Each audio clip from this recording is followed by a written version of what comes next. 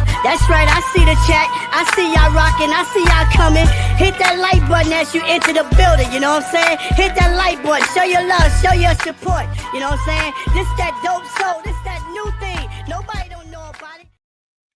Hello, Knick family. Welcome to the Just Knickin' It show. Going Tuesday instead of Thursday. If the Knicks lose against against the Nets on Wednesday, we might be back here on Thursday. A lot to talk about tonight. Unfortunately, there are no definitive answers as to why the Knicks have performed the way they have, starting basically on New Year's Day, and what they need to right the ship. Everything is on the table tonight. Should Mike Brown be one of the few coaches in the history of the NBA to be fired midseason? I don't think so, but we'll talk about that. Is he the change we hope for? Has he lost the team? Where's the leadership? Is Jalen Brunson being exposed as a leader off the court? And is he a championship caliber guard on it? That's on the table again for those who want to bring it up. What does Wingstop really mean? Has Bridges and Anunoby gone under the radar in terms of blame for where this team is at? We haven't talked about them enough. How much of Cat's struggles is due to the system, or is it just a down year for him? We can revisit that if you like. Is trading Cat the cure-all? There's been rumors that the Knicks have contacted Memphis, Charlotte, Orlando, about potential trades. And again, Geoff brought this up earlier. Is that a direct trade with those teams, or just them helping to facilitate a larger trade? We don't know. And why isn't anyone talking about the front office, or not talking about the front office enough? We'll talk about that as well. I'm joined by Geoff Klafter from the Happily Ever Klafter Daily Sports Blog, Ajay the Villain, Escard from the Man Cave. How's everybody?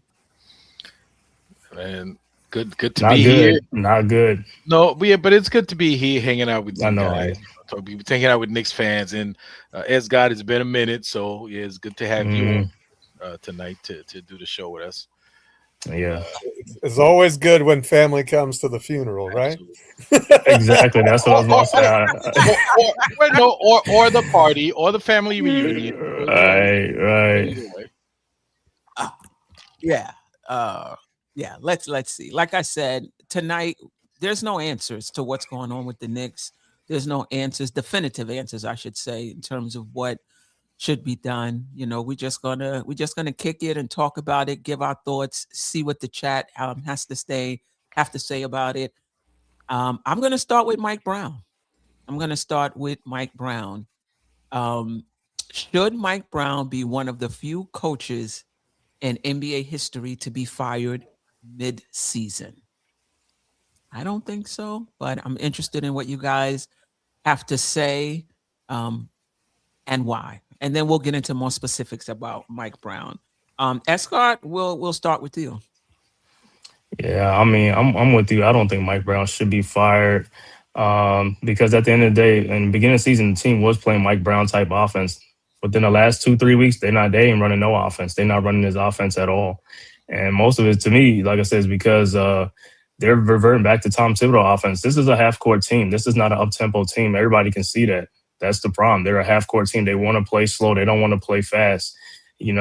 Every time you see the Knicks, it's like you would think they're playing on a back-to-back. They're not playing on a back-to-back. They come up with the same energy, the same thing, and all that stuff. So I don't think it's the coach. You could bring in a different coach. It's not going to change the players and stuff like that. It's not going to make them faster. It's not going to make them jump higher anytime. It's not going to do that. But what I do criticize Mike Brown sometimes is just like, as far as like with the players, not holding some of the guys accountable. He holds some guys accountable and stuff like that. But, to be more stern with some of these guys, benching more guys, doing things. And, as far as calling them out in the media, I'm the type of person I am with that. But I think it's a little bit too early for that, But I think, like I said, they really need to get into these players and, talk to them and, try to motivate them, see what's going on, man. It's like, there's no way these guys could be out there in the court giving you nothing. They still playing out there. You should be benching them. Put somebody else in. I don't even care. But, as far as that, it's too early for, to fire Mike Brown now. If it was like the end of the season and we're still looking like this way, then I'll be thinking like, yeah, it might be a little bit of time. But I think it's the players got to start holding themselves accountable because at the end of the day, you can fire coaches and bring in different coaches. If the players don't change, it's not going to matter. Yeah, I mean, we'll talk a little later about whether or not Mike Brown has lost the team. Um, Jeff, your thoughts? I don't. You know, I think that sometimes emotion and frustration bubble over, and especially after a game like we had against Dallas. But uh, you know, it, I'm not sure that a change in the head coach. Who are we going to bring in? Normally, when you fire somebody mid-season, you're just bringing it. You're just moving an assistant up. You're not bringing somebody from the outside who doesn't have anything, uh, any connection to the team. So if you're just, and then is there somebody on the Knicks bench as an assistant that you really want to give the reins to over Mike Brown? I'm not sure. At the same time, that's a little bit frustrating that it just seems like, and I think Tibbs did this a little bit too. I don't think we coach to the strength of our players. Like, I appreciate the up tempo, Mike Brown system that was very effective in Sacramento, but it kind of looks like that this team doesn't really. I mean, they had a good run with it, but it seems like they're not thriving in that right now. So I kind of, it would be nice to see a little flexibility. I mean, that's kind of what he was brought here for, and do more to put these guys in better positions to succeed, and really lean into their strengths. And I don't really see a lot of that going on right now. And I don't know if that's just because they're not doing what Mike Brown is asking them to do, or which is a problem, because if the players aren't listening to the coach, that's a major issue, or if it's just a case of the system not fitting what they're doing. But I at this point, I don't know that. I mean, if you're going to fire him now, you shouldn't have hired him in the first place, I guess, would be what I would say. Yeah, Ajay. You know what? I don't even know why they're putting so much emphasis on Mike Brown, and not that he. I mean, he is part of the team. I'm sure he is part of the problem. He bears some responsibilities, but we all watch we watching the games, right? These guys, they play with no passion, no effort, no care in the world. That has nothing to do with Mike Brown. That's the players. Something's wrong with the players. Something's wrong in the locker room. Something's wrong with the mentality of the players. Something's wrong, that culture that we thought we developed. I don't know. I don't see it. Like, there's no pride. There's no. There's no. I don't even know the word. I wouldn't even want to say dog. We don't need to be dogs, but you got to have a certain amount of pride, man. You spent all your life to get to this position in the NBA, and people coming over here punk you, making you look bad, and then you all hugging him after the game like it's all lovey. Man, forget that, man. Queen, yesterday we watched we was watching the Celtics and Detroit play. I mean, that was a game, grown man game. I think Detroit won by a point. After the game, man, the Celtics just walked off the court. None of that hugging and kissing, I love you, man. Good, none of that brotherhood nonsense, man. Or, you're after the locker room, after the interviews and all that stuff, yeah, we could talk. Before that, man, my blood's still boiling. I don't want nothing to do with you, man. You're my enemy. You're my adversary on the court. Listen, these guys have no pride. They have no passion, and they play just like that. They don't play like they really want to. They're just out there. I don't know. I already got my money. I don't even care what happens after that. I don't see the passion. That has nothing to do with the coach. Well, why did that change, though? Why do you think it changed? Because the Knicks, you could say, was a different team right up to the fourth quarter of the San Antonio game, New Year's Eve. And they've played 10 games in 2026, and they look like a totally different team. Prior to that, Jeff, remember every time we would do the recap, I'd be like, they finding another way to win. The team took away second chance points. They did this. They love to shoot the threes. The team took away threes. They went into the paint. And just talking about the different ways in which this team was just gritty and gutting it out and finding different ways to win. 10 games into 2026, this looks like a totally different team who's not playing with any type of grit or energy. Queen, I'd love to know what happened. And I'm with you. And even in the beginning, when they were playing, I mean, so you did see a little bit of that lack of energy, but the talent got them, because this is a very talented team. These guys can play. Mhm. They can play. All right, and they're good at what they do. But at this is a professional league, right? Other teams starting to figure out. They're starting to figure you out, right? They're starting to figure out these guys. They don't go to the 3-point line.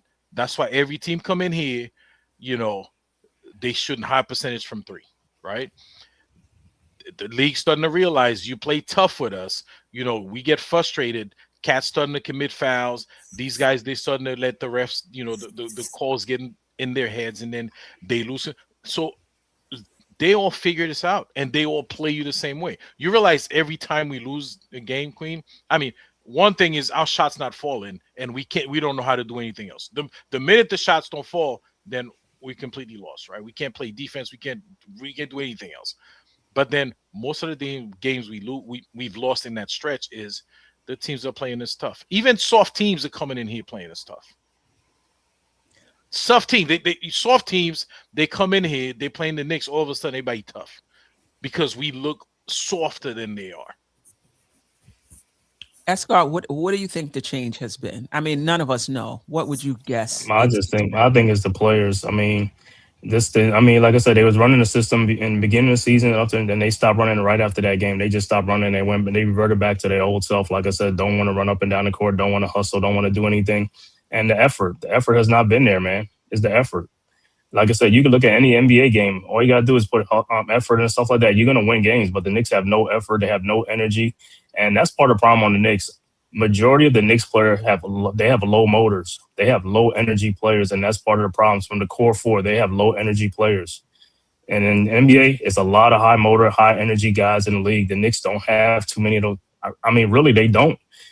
You know what I'm saying? That's part of the problem. And it's starting to catch up to them. And then when they don't play, you see what happens. They fall behind. And then, like I said, you look at Mikal Bridges, the way he shoots fall away jump shots, like he playing like, he playing like NBA 2K out there. It's like they can be down 30. It's just effort, man. It's just effort. That's all it is effort. They don't want to run. They want to be a half court team and stuff like that. That's not going to cut in today's NBA. You got to pick up the tempo, pick up the pace, and they don't want to do that.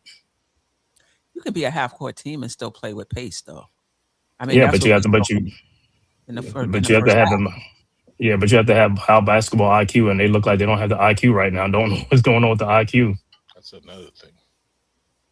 Yeah, it's just, Geoff, any thoughts?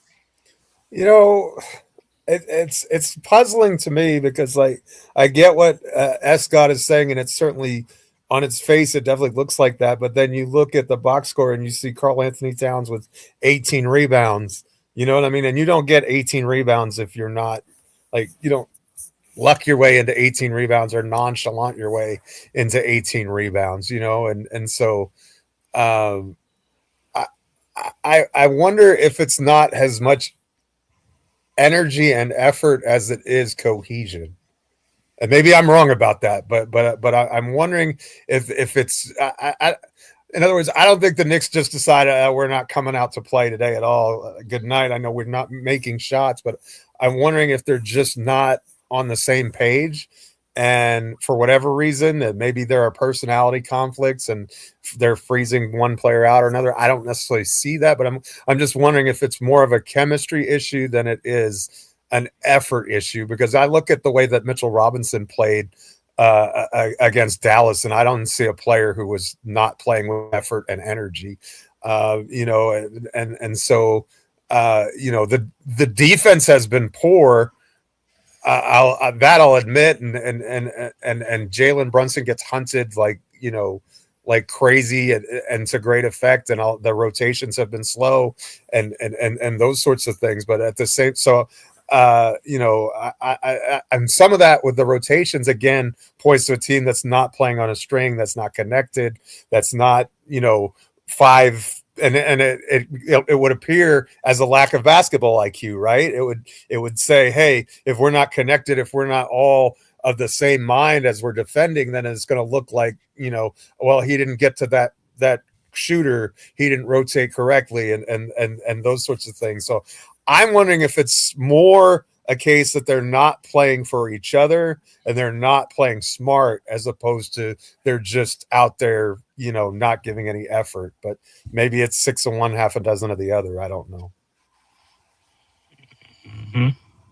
Yeah, I mean, I think there's two different things. The Knicks are not a very athletic team, but that has nothing to do with effort. Like you could be, you don't have to be an athletic team to go out and play hard um, from the time you get on the court to the time that the game is over. We're not seeing this in the Knicks. This is a direct flip from what we've seen prior to New Year's Day. I think there's something going on with the team that has nothing to do with X's and O's that's impacting how they come out and play. And I get it. They're professionals. They're professionals. They should know, regardless of the circumstances, whether you have issues with the coach, whether you have issues with another player, you come out, you play. You're professional. That's what you're supposed to do. But that's easier said than done because they are human, So I'm not sure, but something, in my opinion, is broken with this team, and there's multiple things going on. The defense, we talked about that all season. The offense, 97 points, that's unacceptable when you have your entire team is relatively healthy. Hart and Brunson may still have been nursing injuries, but still. The Knicks shooting has gone south in the last two 10 games.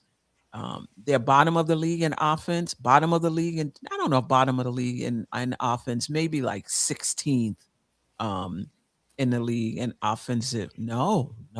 An offensive rating this year, they're 26th, just averaging 109.4 points per 100 possessions. So they're not knocking down shots either. They're shooting like just 43% from the field and 4% from three. So the shooting has gone 33.7% from the field. The shooting has gone south as well. The team just looks broke in so many areas.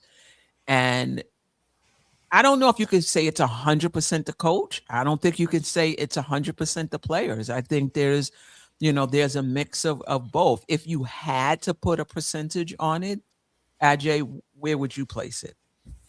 I mean, I won't give you a number, but I'll tell mostly on the players. I would say mostly on the players. They're the ones out there performing. They're the ones out there who's got to do. I don't even. It doesn't even. I don't even care what sets or what Mike Brown is calling. You're a professional player. Most of these guys been in the league like at least 7, 8 years, 10 years. You know what I'm saying? And before that, they've been playing ball all their life. You got to know the winning plays, man. You got to know what it takes to win at this point. If the coach calling a play that doesn't make sense, voice it for your opinions because coach, this ain't gonna work. This is not what I do. If he's calling out 3-point play for Mitchell Robinson, anybody could be looking at, no, we're not doing that. Right. I'm putting most of it on play. I mean, number wise, I don't know, but I mean, listen, man, we lost to the Texas Legends yesterday, man. It very bad. It's a very bad loss. Texas Legends is the Dallas Mavericks G League team, by the way. Yeah. Right. Yeah. So. Yeah, I think it's interrelated. Because if you don't believe in the schemes, if you don't believe in the game plan, it's hard to. I get it. Whether you believe in it or not, you're a professional. You go out there and you give 100%. But coaches can lose teams, and when coaches lose teams, they don't play hard, and you could say it's unprofessional. And I'm not sure if that's what's going on, but there have been some rumblings. Ian Begley had a report. I was running late, so I wasn't able to. I wanted to clip it and put a slide that from what he's hearing, even when the team was playing well, they weren't totally bought into Mike Brown's system. So that could be part of what's going on now in terms of what we're seeing. A part of it, a part of it, and hopefully they get it together. But to me, as a coach, this is the issue I have with any coach. Before you call a player out, you have to develop that relationship with them, particularly in the NBA, where relationships matter, where coaches lose their jobs, not just because of X's and O's, but because the best players on the team don't like them or don't get along with them. Like, this is not high school and college where this is what I say, this is what you do. I don't like the way you play, and I'm going to sit you on the bench, and that's just what it is. You can get away with that in high school and college. You can't get away with that in the NBA, particularly with your best players, because it's easier to move on from a coach than it is to move on from a player. And I think, listen, you say whatever you want to say behind closed doors, say whatever you want to say to the player. I think when you start singling out players in press conferences before, as Freezy said, you have that cachet or you have that relationship with a player, you risk losing that player and you risk losing the locker room, because the rest of the players see you. You didn't point me out, but I saw how you pointed the other guy out. But that being said, that's Mike Brown. Like, that's what he did in Sacramento. This is his style. This is how he does it. He's entitled to it. But you got to also be willing to deal with the consequences of it as well. And I wonder how much of the lackluster play, not all of it, I wonder how much of it is them not really being connected to him and connected to what he's trying to do. Queen, well, let me ask you a question based on what you're saying, right? If you're Karl Anthony Towns, been in the league, he's what, 30 years old? Mm-hmm. Jalen Brunson, I mean, those guys they're veterans in this league, right? Mm-hmm. And their biological clock is ticking in the NBA. Okay, there's a limit of how long you can play in the NBA. Do you really jeopardize your career and your legacy for something like that? Or do you sit with the coach and y'all figure it out as a team? Because you're not 22. You don't have a lot of years to make up what, like, every season is very important when you get to this point in your career. You don't get to make it up. I agree with them in terms of sitting down and saying, if you have something you want to say to me, say it to me personally. Oh yeah, but into the lackluster effort in retaliation to the coach calling out a player. But Ajay, this is, and maybe this is just my psychological background. This is not a retaliation. This is not like a conscious decision. Oh, you're gonna call me out? I'm not playing for you today. This is more energetically. This is more about motivation. This is more about feel. It's just something where you go out and you think you playing hard and you're not, because you just don't want to play for the guy. I don't think it's a conscious decision. Am I making sense? Like, I don't think it's conscious. I think it's just more, and it's just energetic. It's like when you're working at a place that's toxic. You got to be a professional and you got to go in every day and you got to do what you're supposed to do, but you're a little less productive than you used to be, because that environment is taking a little something out of you. Listen, this is all conjecture. Like, none of us is in the locker room. I don't know what's going on, right? I'm just wondering if that's a part of it. And I've heard some on Twitter, including Freezy, really criticize whether the way Mike Brown wants to play is the right system for these particular players. And maybe that is another reason why they're not taken to the system.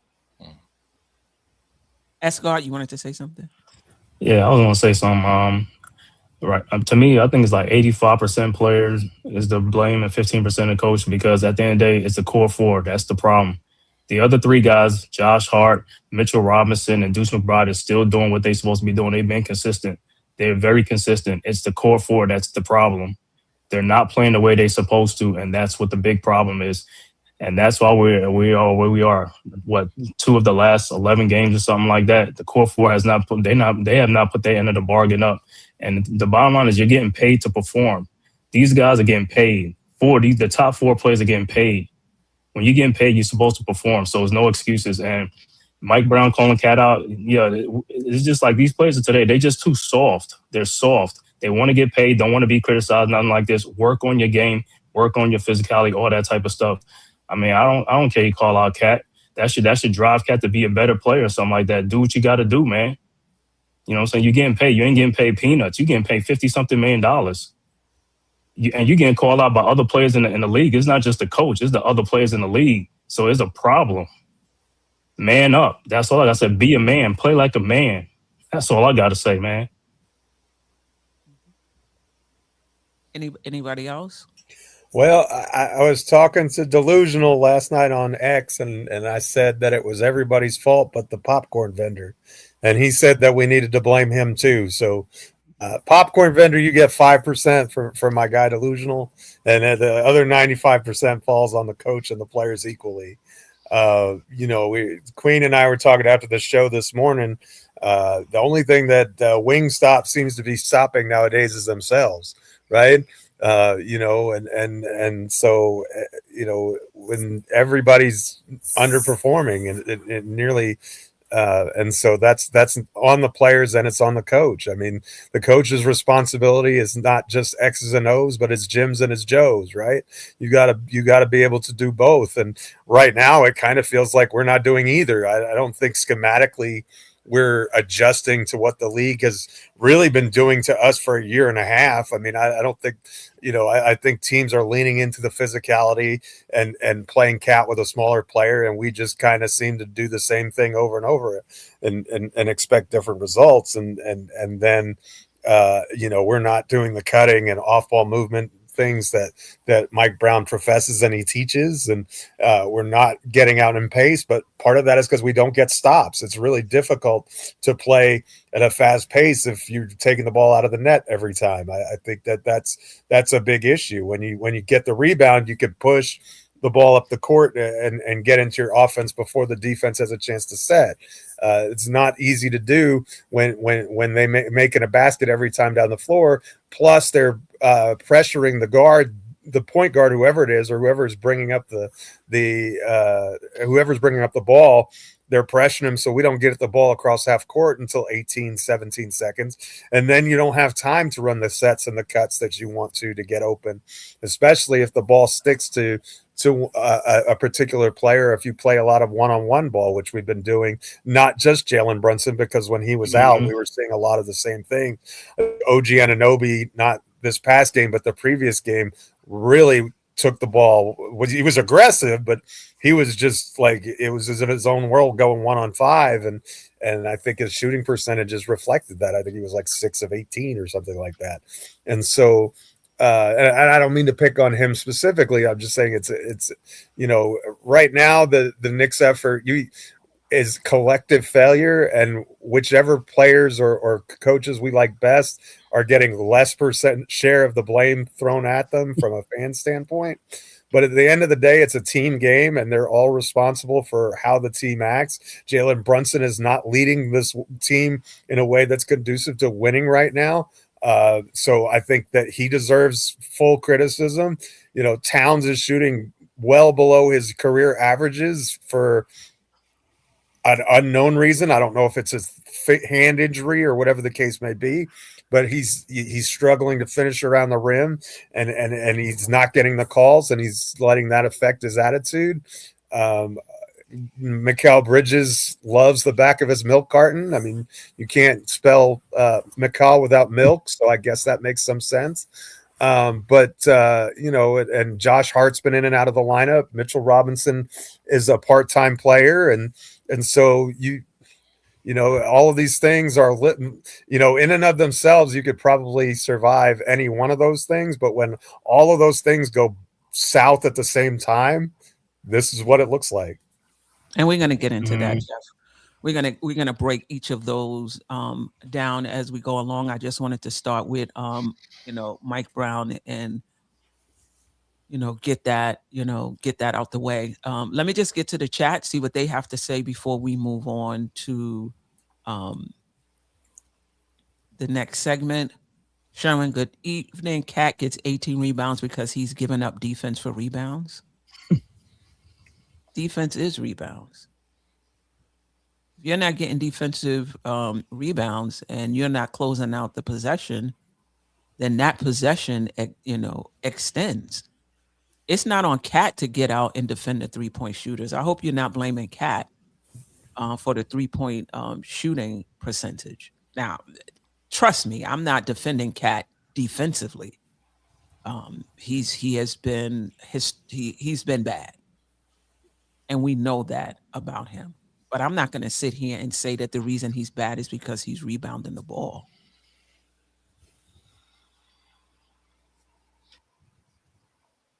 At an elite level, it's not just. I mean, in other words, he does it better than he's a top 5 rebounder in the entire NBA. Like, so I think it's a little bit disingenuous to say, yeah, well, he only gets that because he hunts them because he doesn't guard anybody. I don't know. Maybe that's true, but I think it's a little bit disingenuous and just a reason to attack Towns for other areas of his game that we don't like. But I mean, he's one of the strongest rebounders in the game, in my opinion, especially on the defensive end. I think he's a better defensive rebounder than he is offensive rebounder. Of course. All right. Wow, I thought I had okay. Jose Gensight, team shooting 40% from 3 against the Knicks is bad business. Duckosaurus, I agree. And why he only call out Cat? The only play he call out is the low-hanging fruit. JB shooting 10% from the field. Worst defensive year. No call out. I mean, I don't agree with calling out any players in public. Not necessarily addressing it in a locker room and talking to them and holding them accountable. I'm not for the public stuff. But if you're gonna call them out. Don't just, it's always Cat. Never call. What game we played on the West Coast? Mm-hmm. We were in the game with like 4 minutes left, and Jalen Brunson turned the ball over like 2 or 3 times in crunch time. We didn't hear anything about that. About how if you're the leader of this team and you're the point guard of this team, you have to take care of the ball in crunch time. It's up to you to make sure we get a good shot each time down and not turn it. That was that Phoenix game.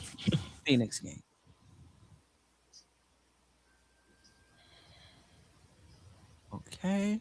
Oh. Eddie Rodriguez, Brown puts down his players. He should be fired.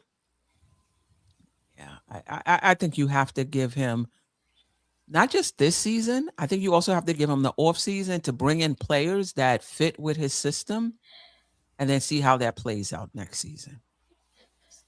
He inherited this team. Maybe he did say this is an excellent roster when he got the team. But maybe when he got here, maybe after working with the team, he's able to see, these are not the guys that's going to play the way I want to play.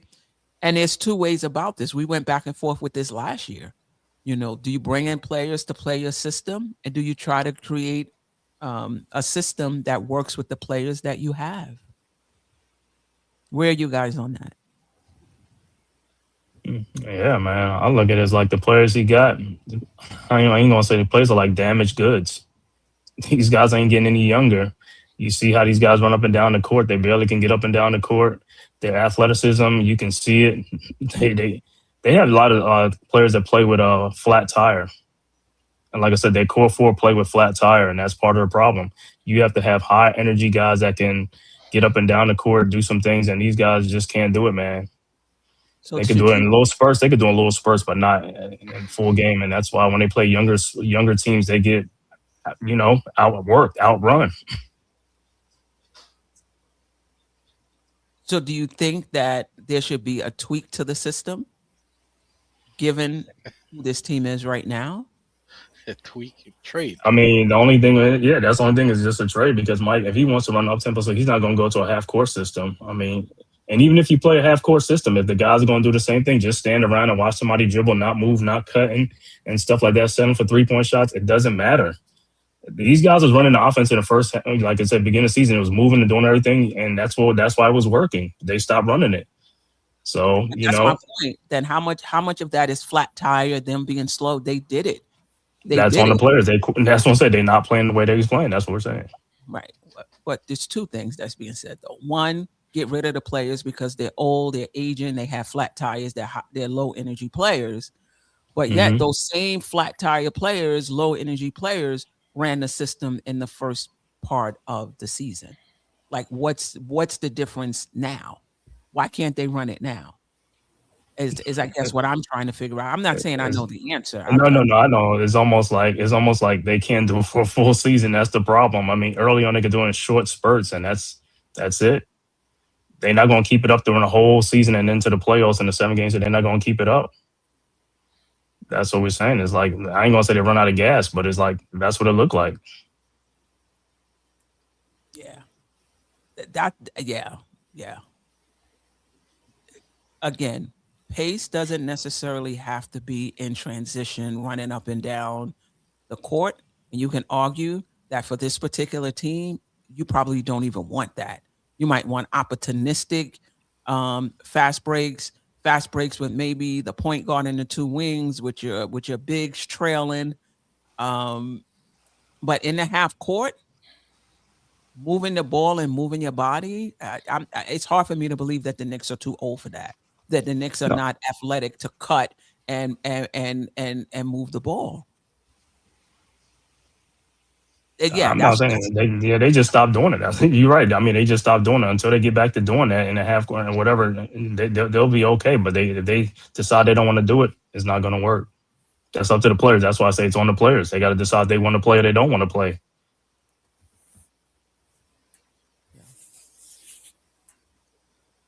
All right. Okay.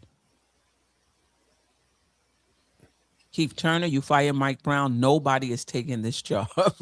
Good luck finding a coach. Article is saying that team didn't like Mike Brown hugging Green after the game against the Warriors after tripping Cat on purpose. That kind of lost respect for him. I see how they are playing. I mean, the energy and the play had dipped even the Kings game was before that, and that was a disaster of epic proportions. Yeah.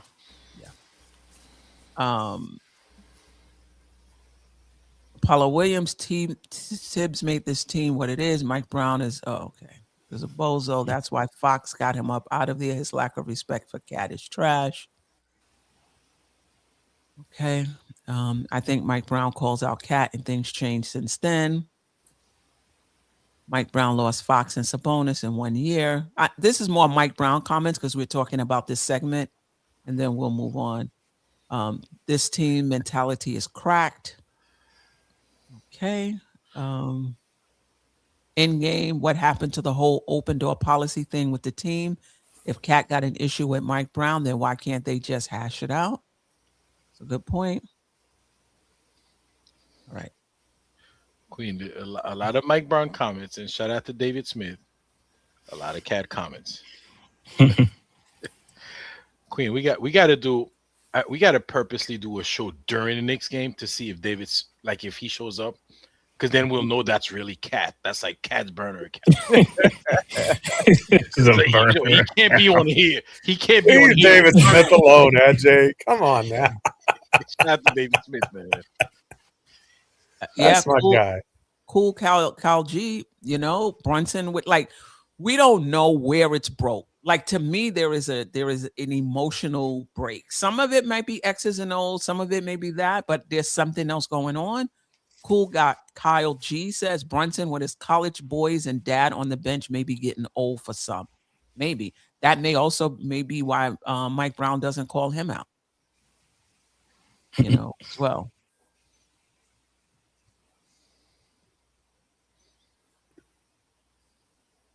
Where is the leader of our team, the captain? What leading is he doing? Yeah, that's where I wanted to get to next. Brunson, Brown, then we'll get into Wingstop.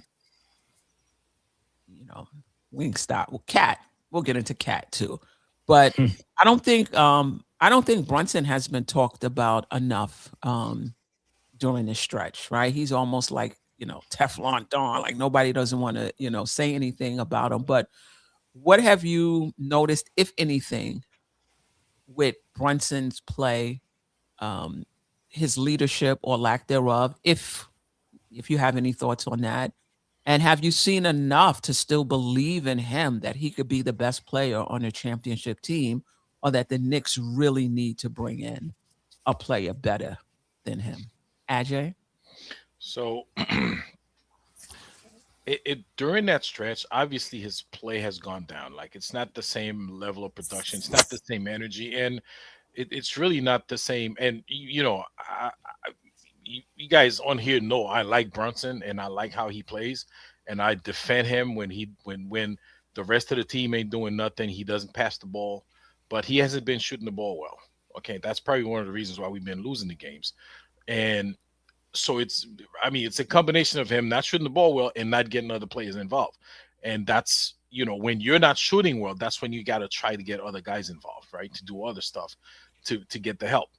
But the leadership, I can't point to anything that says, like he's a great leader or he's not a great leader. I just don't see anything there. He just bears the title of captain.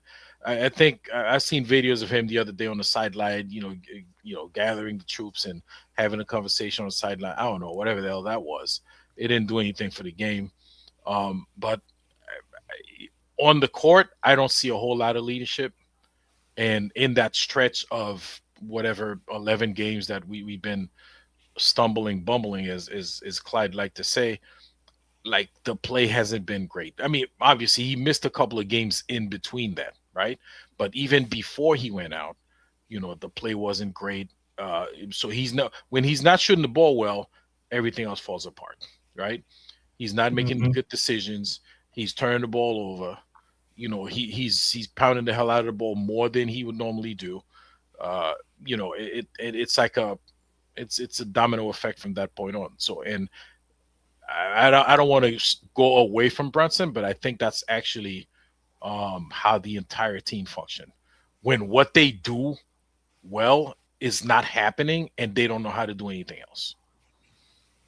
So what they're good at, when Mitch is not getting rebound, like he can't do anything else. Not that he does much else anyway, but he can't play defense. He can't intimidate. He can't do anything else. And Brunson's pretty much been the same way in that stretch. Yeah. Well, New York is 1-5 in games without Brunson this year. Surprisingly, they had a winning record when Brunson was out of the lineup last year. A lot of that had to do with the play of Cameron Payne and prioritizing Karl Anthony Towns and getting him the ball and featuring him in the pick and roll. And what we've seen from the Knicks is a decline in the Brunson Cat pick and roll opportunities over the course of the season. And so, again, I think it goes back to utilizing both players to the best of their abilities. And part of that is sacrifice on both of their parts. Like, Brunson has to sacrifice and not just call his own number, get Towns going. Pick and pop should be an automatic with those two. Now, part of that is Towns got to knock down shots too. But, and I think part of it is that Towns isn't being guarded by a big, so they're not coming with the screen, and it's a different, it's a different dynamic maybe, but, the Knicks have to be able to figure that out. You've got to get it where you can get these guys in advantageous positions to attack the opponent and score, and there's just not a synergy between our top two players in terms of being on the court and maximizing each other's strengths, and I think a lot of that falls on Brunson because he's the point guard, and that should be his to start the game. That should be the priority. Is to get Towns going, get him involved, and also, hey, when you don't get a foul to go your way, it's, all right, Cat, pull him away from the rest. Let's go. Let's get back. Let's calm down, and on to the next play. We have to do those sorts of things. things. So, you've talked about this a lot, Queen, the evolution of Jalen Brunson to that next level, right? We've seen playoff Jalen, and he's been good, and he's been the guy who's carried the team on his back, but this roster is a lot more talented now, and it should be able to lighten the load for him. Is he going to allow them to, or is he going to continue to play like he did, in years past, just because that's where his comfort zone, his comfort level is? I think that he has to do better, and I think that this team is going to continue to underperform its ceiling as long as Towns and Brunson are not on the same page, and they certainly don't appear to be at this point in time, and I don't think they were last year either. So I don't think it's exclusively a Mike Brown issue. Yeah. I said a few years ago when everybody was in love with Brunson, I said there's going to come a time, and I'm still in love with Brunson. He's the favorite player on the team for the most part. He comes to play every night, and I still believe I still believe in him. But I remember saying a few years ago, this is the honeymoon period. There's going to come a time like it did with Paul George, like it did with Giannis, like it did with Tatum, like it did with Embiid, and still with Embiid. Well, they've kind of moved on from that expectation, I think, in Philly. Can you win a championship with this guy as your best player? That question, everybody who's ultimately won it, that was a question for years before. And I think that's a legitimate question for Knicks fans. Can you win a championship with Jalen Brunson as your best player, particularly playing on ball? Because I just don't think as much as he's on the ball, I need his process to be a little bit better than it is, as much as he handles the ball. And again, listen, he started out as a point guard, right, in Villanova. Then he became a scorer in the NBA, trying to figure out when should I shoot, when should I pass. It's not easy to figure it out when your game is the way it is, and you can get your shot off on anybody, right? But you still got to keep the macro in mind. And a lot of times I don't think he does that. And I think when you get into these playoff games where the margins are slim, you got to be on point in your, in your decision making. So we'll see what happens once we get back to the playoffs. If we get back to the we're back. We are like 1.5 games out of the play-in. Come on, guys. This is crazy. We're gonna get to that. We're gonna get there. But anybody else, Escott, thoughts on Brunson this season, leadership, and can he be that dude? Do you still believe he's that dude? I should say. I haven't seen it up until this point. I mean, he's more of a scoring guard than a facilitator, penetrating point guard. You got a lot of help on your team now. It's time for you to stop pounding the ball, get in the lane, and dish it out to people like Mitchell Robinson. I mean, when RJ Barrett's on his team, he looked for Mitchell Robinson way more than any point guard. Brunson, you're a point guard. That's supposed to be your duty. As much as you drive in the lane, get in the lane and penetrate and dish off. That's what it'll make your game much easier. Brunson could be having like 9-10 assists every game if he just does that. But he gets in the lane, he looks to score. And don't get me wrong, scoring is good, but it also, you can get other team in foul trouble. You can, make the players, that's why more players will move and do some things if you do that. But if you come in lane, you're scoring all the time, then guys don't want to move and do things. And, I could see why some of the players don't want to, do some things because they know they ain't getting the ball. Brunson is like, it makes no sense why you got 2-3 guys on you and you're still taking a shot. Pass the ball off. Even when he's getting double team at the top, as soon as you see the double team coming, hurry up and throw to somebody and, avoid the turnover. He keeps pounding until the guys get there and then they close him off. It's like, and I don't know why the coach is just yelling at him or they call timeout. Like, what are you doing? You got a lot of help this year. Get it out there and do some things. I could see this like 3-4 years ago was different. The players are different, but now it's like you got more help and you're making it harder on yourself. If you do it pass more, you probably won't be injured so much. Get it off to somebody else. Mitchell Robinson could probably have 15, 16 points every game if you just keep looking for him down there for the alley-oop because he's the only one that can catch an alley-oop down there on the dunk. It makes the game much easier for you and stuff like that. So until he, evolve as a point guard, a pure point guard, I mean, like that. But it's not going to happen, man, because he's going to look to score too much, and teams know that. That's why they know. That's why they keep pounding on him and keep beating him up, because they know he's not going to give that ball up. Yeah, I will say this: I'm not as high. I don't think he has as much help as he does. Like after, like if you think about how we played to start the season, Mm-hmm. the ball was flying around, and Bridges and OG. I really remember we had that show, and I said OG has crossed over, and he is a legitimate two-way player. Mm-hmm. He crossed back. Yeah, I spoke too soon. I spoke too soon. I don't think he has as much help as we think he does, in my opinion. I just think that OG is a 3-point shooter from the corner. He can attack a closeout. His handle is shaky. I don't think these are guys, to say the least. I don't think these are guys that, sure, if you're double teamed, I agree with you, Escott. If you're double teamed, move off the ball. Move off the ball, Mm-hmm. pass it, cut, get it back, move. I'm all for that. But I'm just not a believer that he has more help. I see Bridges as somebody who's just basically sleepwalking through the sea. Like he's a content. Mm-hmm.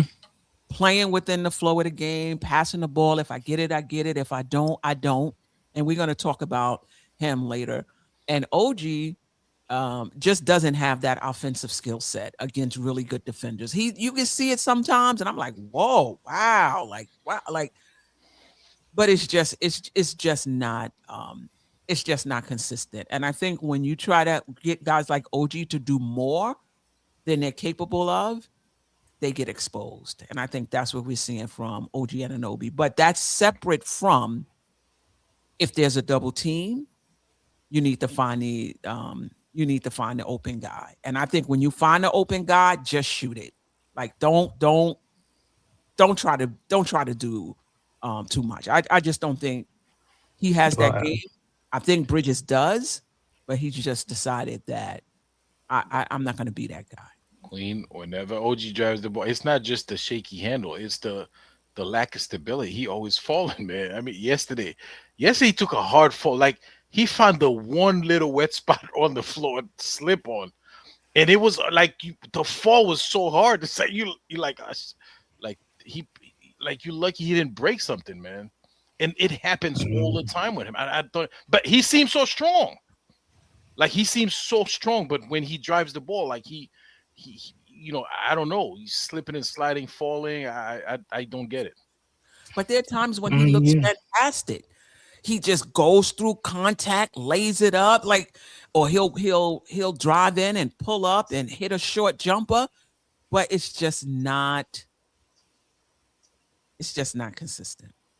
It's just, I don't think it's something that you can count on. Oh, shout Jeff? out to Kev Berg. I'm sorry. He said he stepped on a foot, not on a little wet spot. And that's true. He did step on somebody's foot yesterday when he fought. But Wiz, I disagree. OG has offensive skill. He lacks confidence. Shit. There's sometimes I'm like, OG is very confident. Not Deuce McBride levels of confident, but still pretty confident. Yeah, I'm like, yeah. I don't know. Maybe. Yeah, I'm about Queen. I think even early in the season when Brunson didn't play, the Knicks played some games. I think they won some games without Brunson, and they were scoring a lot of points too. The ball was moving and all that stuff. So it's so much. I think it's just the ball movement and the players and stuff like that. That's what it is. But if you get back to ISO ball and pounding the ball, sometimes, like I said, that slows down, it bogs down the offense of guys just standing around the 3-point line. And then again, early in the season, it was making shots. Now he's just missing a lot of open shots, a lot of missed shots, and that's part of the problem. But Brunson's dribbles per possession is significantly down from last year too. So, I think it's down from 6 to 4 or something like that. So it's like it is considerably down. So I mean, and I get it. We want to see the ball move more and those sorts of things. But some of the stats do indicate that he is definitely trying to improve that aspect of his game, even if it's not necessarily showing through on, with the eye test and on certain levels of the court. But he, from that aspect, he's not pounding the ball as much as he was last season. And I don't think it looks the same to me. Like last year, I was like, my goodness, like he's bringing the ball up all the time. He's like, Mm-hmm. to me, it does look different. And listen, when you're a scorer like that, there are times when you do have to take over games, right? There Mm-hmm. are times when you do have to make the point, generate points for yourself and for the team.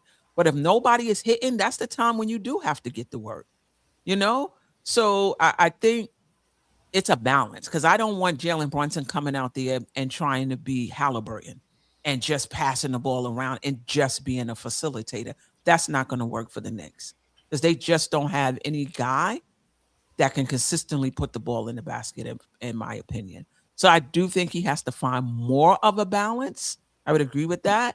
That's what But we're this talking about, idea, right? yeah, that he's just going to come out there and just abandon his game as a scorer. Oh, because no. that scoring opens up. If you know how to work it, it doesn't matter if you pass first or shoot first. If you know how to work it, even a shoot first point guard can be dynamic in terms of creating opportunities. It's just something that he has to. It's something that he has to do. Get better. I would still like to find our Eric Snow. I still would. I wonder what that would look like. You know what I mean?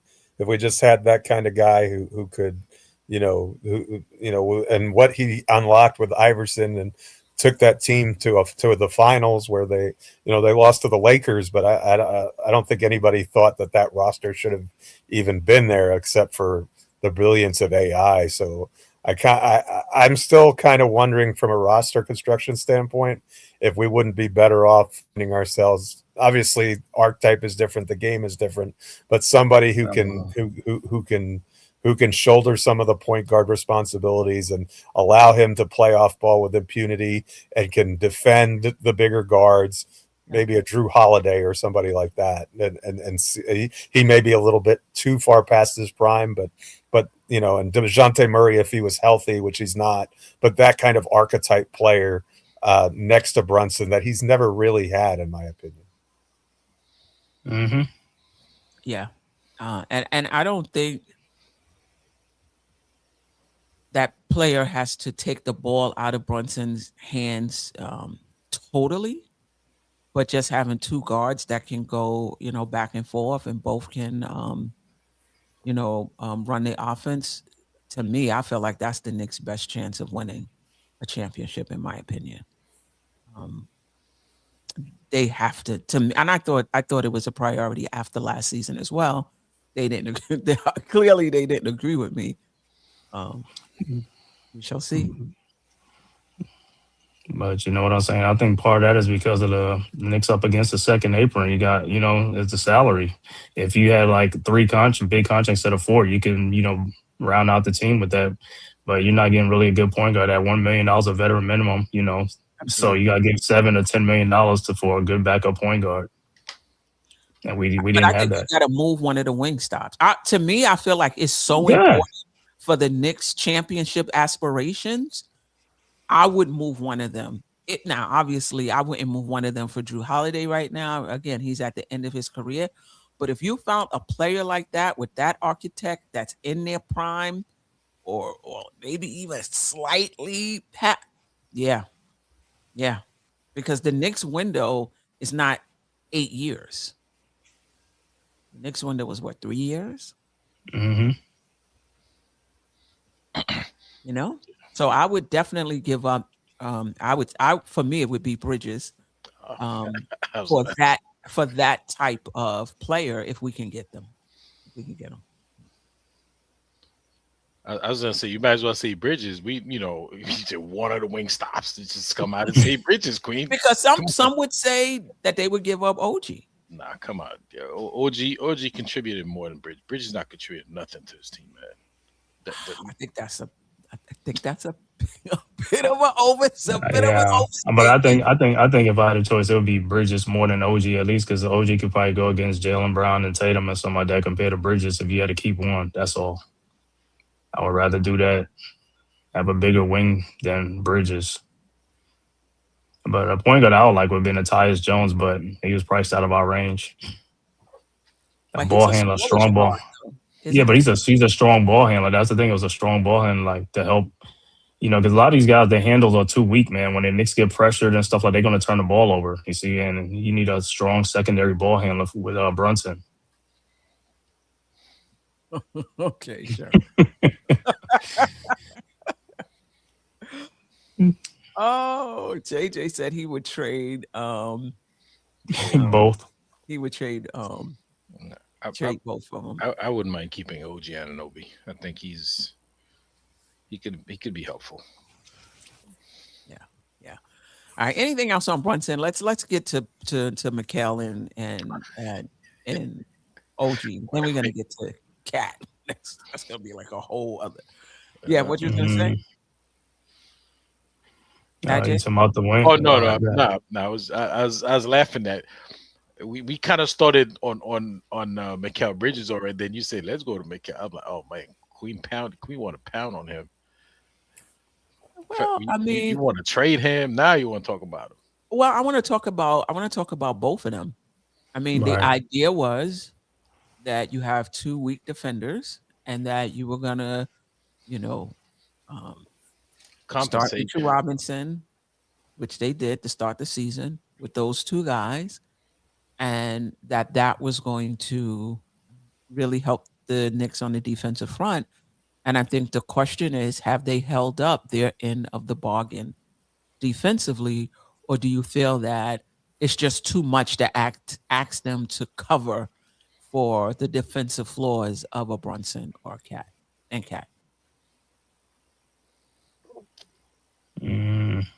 I think this is where the problem is on the Knicks. This is what hamstrings the Knicks is these two wing players. I don't think they're worth the money. I mean, maybe one like OG or something like that, but two of them is like that's what's clogging up our team. If you had like 3 contracts, that's great. But when you got 4 contracts, those guys have better be 4 good players. And I don't think we got that. Because like I said, I can't count on one any day to really slow down any of the top players in the league. And maybe they might do it one game here, but in a series, I can't see that. That's what we got them here for. So if we can't be confident that both of them could do their job in a playoff series, then it doesn't make sense to have both of them. One guy is enough. That means you're overpaying for 2 guys. And so this is where, we're top heavy at. We're top heavy at those 2 wing stop position. We could have got it much cheaper.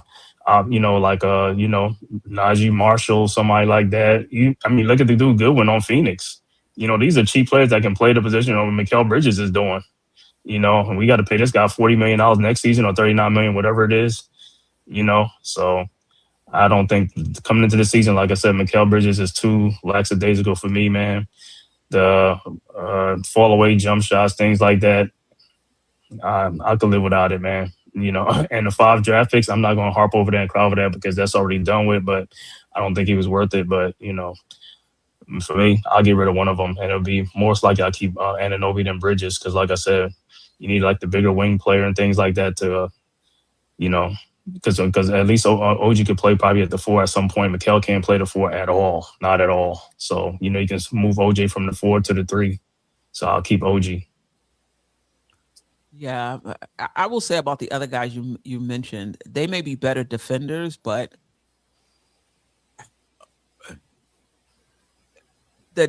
Brunson needs help. Like I don't think you could just surround Brunson with just a lot of defensive players. I think you do need players that can shoot the ball, and offer something on the offensive end. But I do get your point about $40 million for Bridges. I think the Knicks thought they were getting more. Remember, when they signed him, this was somebody who went to Brooklyn and was the number 1 option for a year and a half. That he was going to come here and be number 3. And then I'm pretty sure they thought, like, we're going to get secondary ball handling from this guy. We're going to get secondary playmaking from this guy. And on the days when Brunson can't go, he's been in this role with Brooklyn. He can step into that role then. He just hasn't. That's just not Mikal Bridges. And that's something, at least that's what I'm seeing. And I think that's what we're learning about him. He's just too cool for school. You know, All right. too cool for school. I don't really have a problem with the fadeaways and him not getting to the line because that's been his game forever. Like if that wasn't his game and he was somebody who got to the line 4, 5, 6 times a game, then he comes to the Knicks and now he's only getting one, and I'm like, oh whoa. But he's only averaged 2 free throws a game for his career. This is who he is in that respect. And I think the Knicks knew that. The Knicks knew they weren't getting somebody who was going to the line a lot. But I know sure as hell they thought they was going to get a better defender, more consistent defender, and more of a playmaker and ball handler. And in the beginning of the season, he was all of that.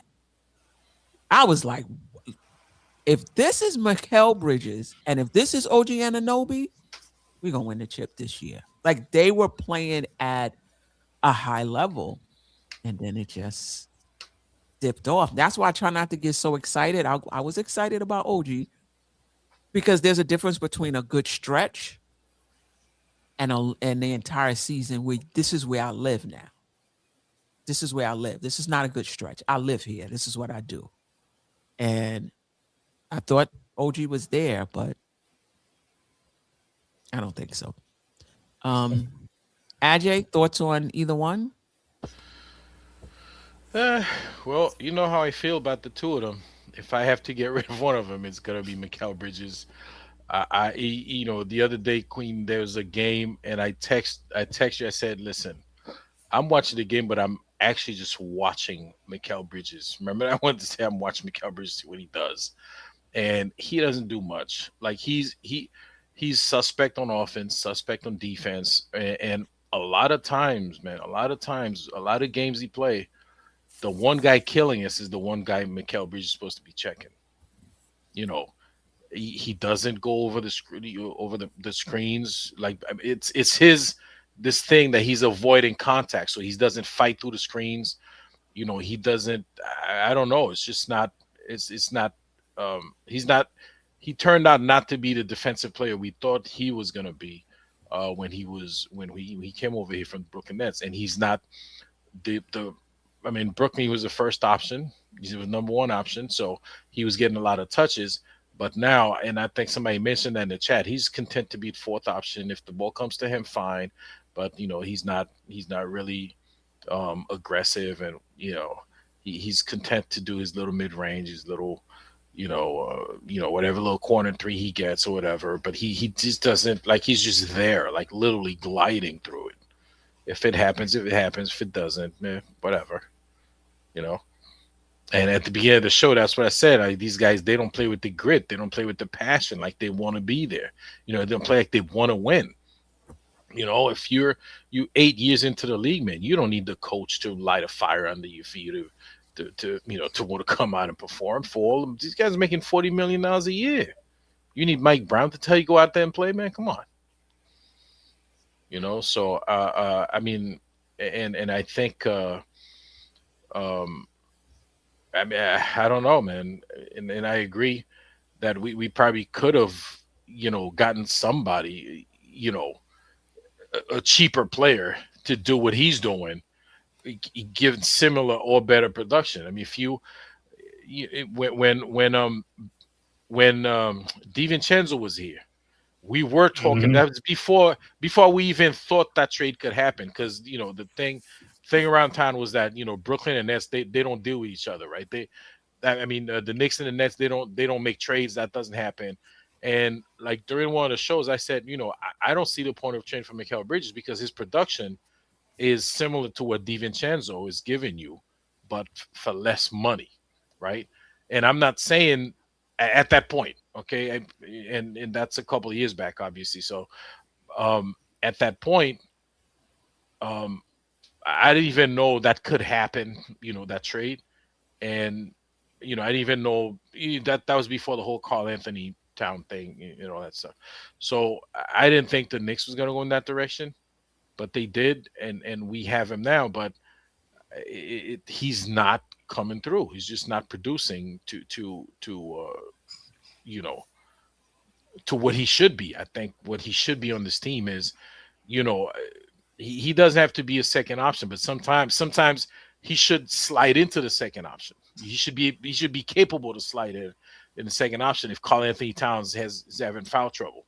Same thing with OG Anunoby. Those guys are getting paid as second option. You know, so you have to be able to fill in the gap if Cat goes out with foul trouble, if Cat doesn't play or whatever. But those guys, they're not. I hear you guys talking about the money. You can give OG $500 million. He's not a second option. He had the leverage in the season in which the offseason in which we paid him. You know, the threat that he might go to Philly, and the Knicks decided to pay him. No way the Knicks thought he was a second option. He's just not. No. Yeah, he's not paid like a second option either, though. Like if you look at his contract compared to league wide, like we sometimes live in the early 2000s or the 2010s, and we think, oh, $25 million contract, $40 million. The stars are making 60 and 70 nowadays, guys. So I think we need to adjust what, we tend to get, $40 million or what, we go crazy about this stuff. Well, it's not just the money, right? We counting on you to be that, right? Forget the money, but we brought you in to be certain things, right? You got to deliver on what you're, the expectation. That's basically what it is. It's really not the amount of money. Yeah, and I agree with that, because particularly with this collective bargaining agreement, like when you put that money out, that player, again, he doesn't have to be a second option, but whatever you paid him to do, they need to do that at that level, because there's no money where you could go out and be like, all right, we'll pay the tax. We're just going to go out and get somebody else to do what we paid this guy $45 million to do. No, in this collective bargaining agreement, every dollar you sign somebody for, there's an expectation, and you have to live up to that whatever your role is, whatever they thought your role is. Like it's not like, if you get set 40, you got to be the first. They signed you for a reason in terms of how you would fit into the roster, and we need that. And we're not getting that from OG Anunoby. We're not getting that from Mikal Bridges, and we're not getting that from Karl Anthony Towns, who we're going to get into a little later. Case in point. I'm going to just say there's one thing. Yeah. To whom much is given, much is required, man. I mean, fair or no fair, you're going to get that smoke. You sign that contract, you're going to get that smoke. That's all it is to it. And that 3-game trip when Brunson was out, it showed me everything I need to know. These guys are not the guys. They were not aggressive. They were more passive-aggressive than anything. With Brunson being out, I was trying to see if these guys was going to step up, and neither one of these two guys stepped up. You had 3 players, Cat, Bridges, and Anunoby. They should have stepped up and be the main cogs and that stuff, But we're talking about Bridges and Anunoby. I didn't see that, man, and that tells me everything I need to know. They're not it, bro. And that's what I'm saying. So I agree with you about Brunson getting off the ball and playing within the flow of the game, but don't give them too much responsibility. I just don't think they those dudes. And what I found out was in the San Antonio Cup game that Bridges handle. I was like, oh, look at this. Oh, this is great. Brunson is off ball. Bridges is bringing the ball up. He's a Castle and those guys threw that pressure on Bridges. He looked like a pterodactyl. The ball was like I was like, oh, this is. But Queen, you saw it in the Indiana series. The Indiana series showed us everything. We don't have ball handlers. I mean, Deuce McBride, Cameron Payne, Coley. I mean, whatever. It didn't matter. Them guys, they're not strong ball handlers. That's why I knew we needed a strong secondary ball handler. We don't have that, because when they put that pressure on, Coley can't even do that when he's getting pressured. He can't do it. Right. There's somebody on my side. I finally found somebody in the universe who's on my side about the Knicks needing another ball handler. Everybody trying to tell me Mike Brown's system is going to be enough, and you don't really need another ball. When you get into the playoffs, you need strong ball handlers that can create their own shot for themselves and for others. But first, be able to get the damn ball over half court against pressure. Now, then we could talk about, creating for yourself. But you got to be able to get the ball over court against, and we don't have those guys, in my opinion. I think Deuce handle has gotten so much better. than when he first got here. But we'll see in the playoffs when that pressure is clamped down, because that's different. We saw that with Quickly when he was here. He got to the playoffs, and was it Miami put that defense Miami. on? Quickly, his handle was looking shaky. So Quickly faded quickly. yeah, there's somebody said something in the chat, and I want to get you guys. Let's see, did I start it? Okay, all right. I get smoother. I get smoother. Whatever. Appreciate you. Can't blame Wingstop. You literally have Cat and Brunson on the court with you. They play zero defense. Cat doesn't even box out for rebounds. I do think there is more pressure on them playing with those two guys. I get it that Cat and Towns aren't good defensive players, but you can be good team defenders by just getting to your spot. I think that does help the Wings. And not having a point of attack defender also puts more pressure on those guys as well. But thoughts on that, guys? Yeah, man. Now, I was gonna say something real quick. It is a little bit more pressure to play with those guys, but the teams, they figured it out, right? All they have to do is say one pick, and especially just one pick is all it takes. And then whoever especially Mikal Bridges, he does not get over the screen well at all. So you said one pick, and then somebody's all alone. Mikal Bridges is nowhere to be found. Okay, and that's all it takes. Teams, they could do that all day to get guys open. But I think it's a lot of them. OG, like one screen, and the opposing team's offense is wide open. Every option is open. Off of one screen. I think OG, he does an okay job at getting over the screen. Deuce definitely does a good job at getting over the screen. Shamet too. Landry Shamet does. But otherwise, yeah, you're right. Nobody else does. But it's not even that.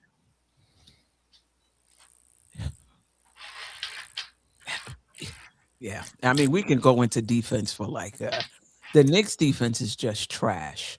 The screen navigation is another part of it. The over rotation is another part of it. One pass away from the ball, these guys are already hedging. The driver didn't even put the ball on the floor to go anywhere. They already hedging into the team. And you're one pass away. I've seen Hart do this multiple times last game. You one pass away, 2-3 steps off the guy. Help it. Josh Hart special. And then they just passed it right to the wing, and the wing they pulled up for a 3. I'm like, what? Like this is basic.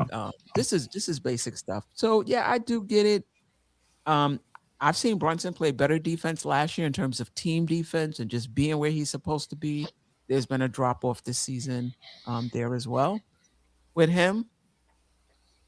And I've seen Cat earlier in the season be better with his rotations, but now he's back to being Cat. The clock is struck 12, and he's back to. I'm gonna go back to saying what I'm saying. If you're a defensive player, you're a defensive player, regardless of what's going on out there. You watch Dillon Brooks, you watch some other guys. They could give a hell about who's out there. They still gonna play their defense on a man, whatever. You can't give excuses like you can't get over a pick or anything like that. You got to play. That's your bread and butter. Go ahead and do what you got to do. I don't see the aggressiveness on the defensive end. Sometimes it's there, sometimes it's not, and that's part of the problem. Yeah, Brunson and Cat are bad defensive players, but you still got to do things for your man too. Shut your man down. Do what you got to do. Be a menace out there. I don't see them being a menace out there on a consistent basis.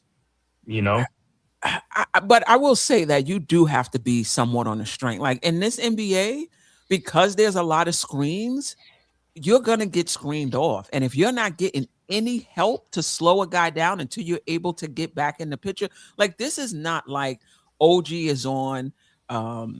Let's just pick Jimmy Butler, and it's just one-on-one, no picks, no screens. It's just one. Like that's very different than if you're getting picked off. Like you do need teammates to help. because the ball is going to rotate. Teams aren't moving. I mean, excuse me, if you're not in rotation properly or you're doubling the ball, somebody's open, the ball moves faster. So I get it. Get it.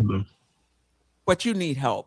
No one player in this NBA is going to shut down another player with nobody else on the team helping you out.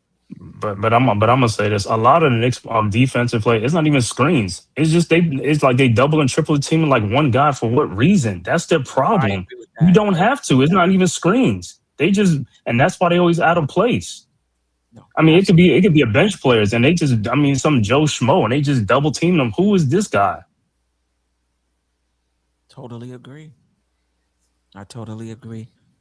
They create advantages for the other team. The team doesn't even have to get into the key and force you to rotate. The Knicks are just going to double team for no reason and put you in rotate. Like the Knicks is helping the other team out defensively. Oh, boy. Okay. He drops back on every screen. Okay. Edward Walker, will the Knicks turn it around? I really hope so. Can I say They something about they had a players meeting, so we'll see. For a second? Sure, absolutely. I think that what I've been noticing since they've been together is if they were a Venn diagram on defense, there would be so much overlap. I mean, their skill set would just kind of envelop one another. I think they do a lot of the same things defensively. One is bigger than the other, but they're both ideally at the 3 spot.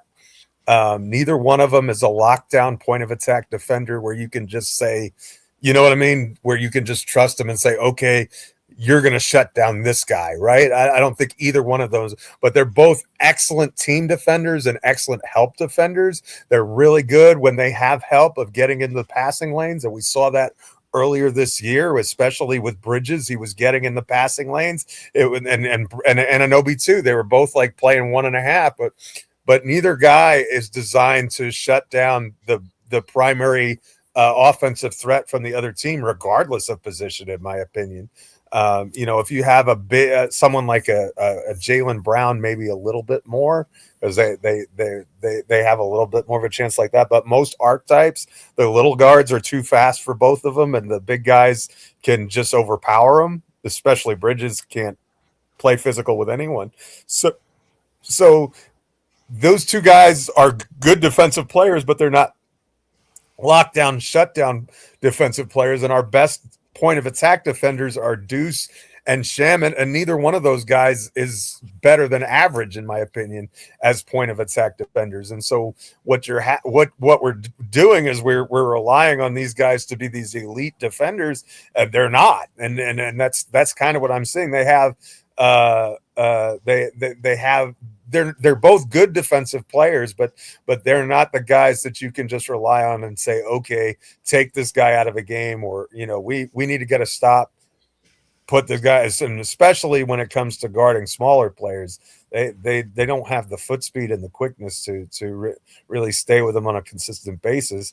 You see, if you have them in rotation, you saw at the end of the Boston series, 2 consecutive games, Bridges saved the game. Right. And those were excellent defensive plays. So it's not that he's a bad defensive player, but he's not a lockdown defensive player. And we're playing him out of position. And I think we're playing OG out of position as well. And so I think that the overlap of their skill sets is so great that maybe breaking them up and bringing someone in who can defend multiple positions but smaller might be beneficial to furthering the how well the team plays than just trying to keep them together, because they just seems like there's too much overlap in what they do, and we need more versatility when it comes to the defense.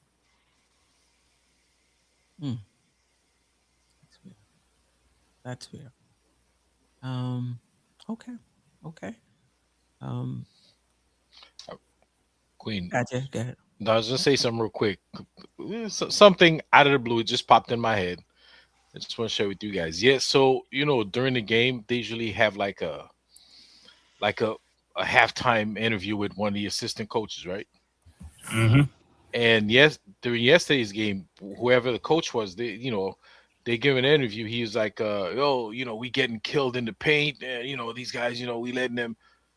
And I'm like, "Wait a minute." So I checked. I'm like, "What's he looking at?" Half their points came from the 3-point line at that point. Half Dallas's points came from the 3-point line. This guy's talking about he's getting killed in the paint.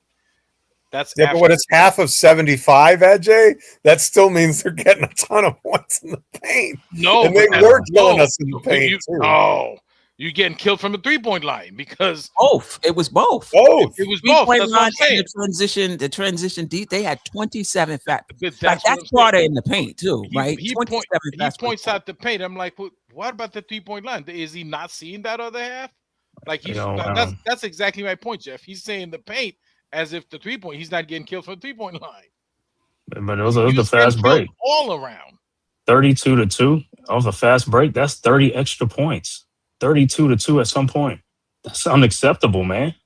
Unacceptable. And you can see it in transition. I watch because the thing about it is sometimes, to Ajay's point, you got to key in on certain things and key in on certain players because it's just so hard when you're watching the game to see everything. So I said, let me watch this transition defense. Knicks getting back. Thank you. Not deep enough. Or they'll get back and point to somebody. This one is open in the corner. Get him. There's nobody to get. And that player, so they're not locating players in transition. They're not getting back in transition. They don't know who the hot hand is. I'm like, this team defensively is a mess. And that's with guards. When you have guards, you should never get beat back with guards. And the Knicks be having 4 guards on the court sometimes. How do you get beat? How do you get beat back in transition? Guards are supposed to be the fastest players back. That's because they're not hustling. Yeah. But hustling is part of it. With defense, hustling and effort is a big part of it. But execution is a part of it too, like knowing where you're supposed to be in terms of the schemes. Exactly. As well. And I just feel like the Knicks, I'm like, this can't be the scheme. Like, this just can't be it. I hear you, Jeff. McBride may not be a Dyson Daniels type of perimeter defender, point of attack defender. But if you do start him, it does allow Bridges and OG to be, and you brought this point up in the past, to defend the way they're comfortable defending, right? But even, I have to say though, even if you put them on a wing, those wings get screened too. You got to fight over screens too. Like if you put him on Jimmy Butler's going to get a screen as well. So it's not like if they're playing a wing, they won't have to deal with any screen navigation. They still will. But I do agree they are better defending wings, getting in passing lanes, things of that sort, than trying to defend at the top of the key. Somebody's bringing up all down. And another thing, bullying. They get bullied sometime down there. They get bullied. Them players are just going right into them, going right through their chest and going up for scores. Don't care who's down there, unless Mitch is like hanging around. But if not, they're going right down there. Even if Mitch is in the game, they go right down there nowadays. That's one of my frustrations with him this year. Not as much, Mitch. Mitch got some respect down there, man. He got some respect down there. I think I don't think it's like it used to be, but he does have. And it could be the ankle, but yeah, he's not the Mitch on the defensive end. He once was, but he's still solid. He's still solid. JJ, they not letting us off the hook with nothing in the chat. JJ said, we started Deuce McKell and OG versus the Warriors and still gave up 130 points. JJ, you're right. I just feel like because theoretically what I just said would work, or I hope it would work. But at this point, this team is so out of sorts, broken, lack of chemistry, cohesion. I don't even know if just that one thing changes up everything, because so many things are not going right now. What if we tried taking away the 3-point shot instead of, you know what I mean? Just to see what happened. Like, let's just stay with the shooters all game and give up what we give up in the paint and see what that does. Like, I mean, it can't be a whole lot worse than what we're seeing now. Like at least try. Like, they literally had 2 guys on the hot sheet to guard, and we let one of them shoot 8 for 10 and the other 4 for 7. Like, what in the world? Like, stay on the perimeter and stick with the guy. Yeah, that's a good idea, actually. Give up the paint, but protect the 3-point line. Let's see what happens. What are we going to be, 34th in defense instead of 32nd? What's the danger at this point? Listen, mathematically, it should work to our advantage, right? They score less points, more 2-pointers. I don't know. Yeah. Shout out to Paris Duggar. 5 games of a healthy Brunson and Hart, and we return to being a top contender. The others are just role players.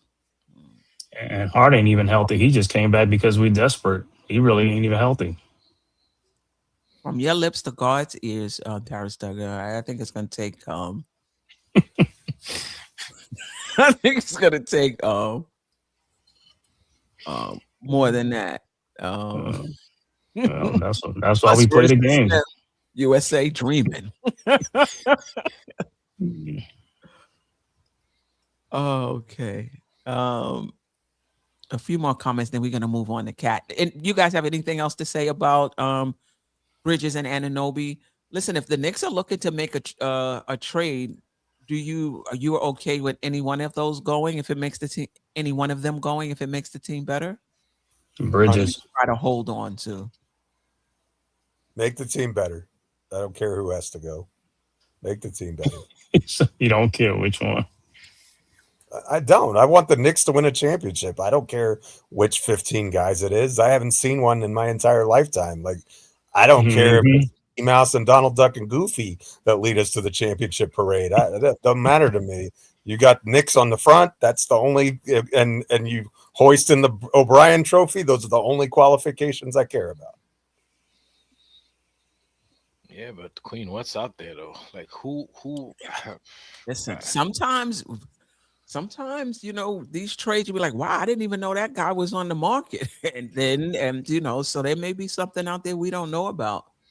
I mean, either way, man. Let's say if we get rid of Bridges, it's still a L. Like if you get a play, I don't know, whatever. I can't even think of who they'd get to replace him.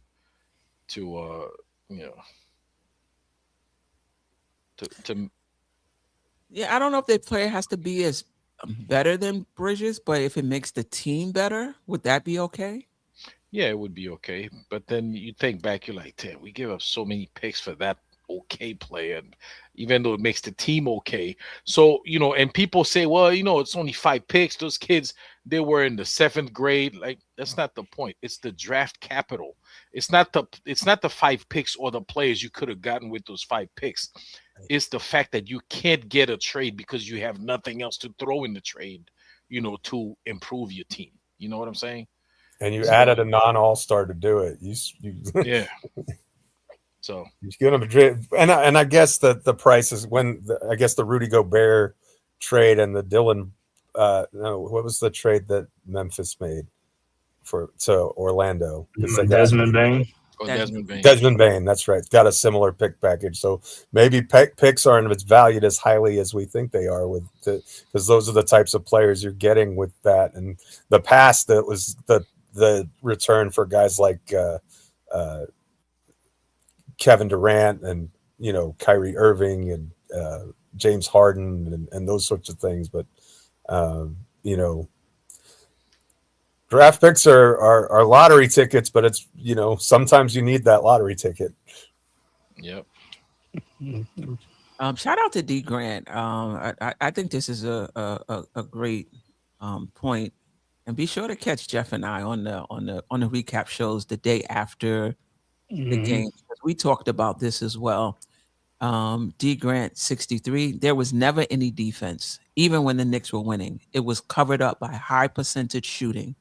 But once teams figured out how to defend, got exposed. Yeah, there was a game where it was just shot for shot. I think we won 134 to 132, or so, or something of that sort. But the idea was, excuse me, this is an elite offense. Obviously, and on the days when we don't shoot well, we're gonna lose. But how many days will that be? Because OG at that time was killing. Bridges at that time was killing. The ball was moving. The play. I said, oh, whoa. I was like, we don't even need it. If we could just get our defense to 12, maybe 14, we're gonna be fine. The way this offense is well, OG and Mikal are still killing, guys. They're just killing us instead of the other two. They just killing us. Oh boy, I think we have a super chat. Let's get to that. Parish Duggar, appreciate you always rocking with us. Appreciate the generous super chat. This core earned the benefit of the doubt in high leverage games so far. There has been 2 in Vegas. They've proven who they are in a series scenario. That's fair. That's fair. Like, what are you going to, and you can say this about individual players as well.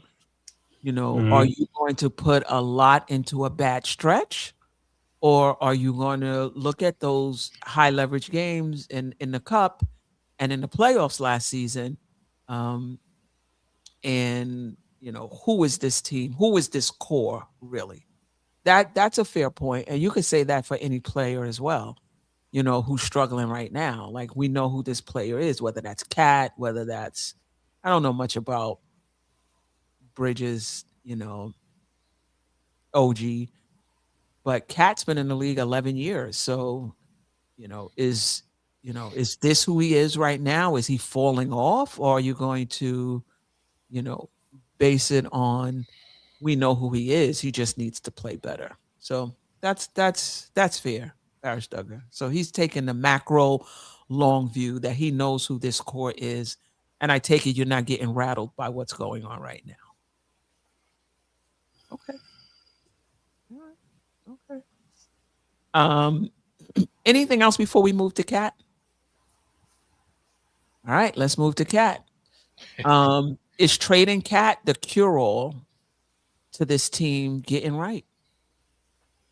Depends for whom, I suppose, but I would say in general, no, because most of the players that you would get in return for Cat are not as good as he is. And so, if you're talking about Cat being the centerpiece of a Giannis Antetokounmpo trade, then okay, then I'll listen to that and say that it's possible. But he's struggled with his shot this year. There's no doubt about it. But I'm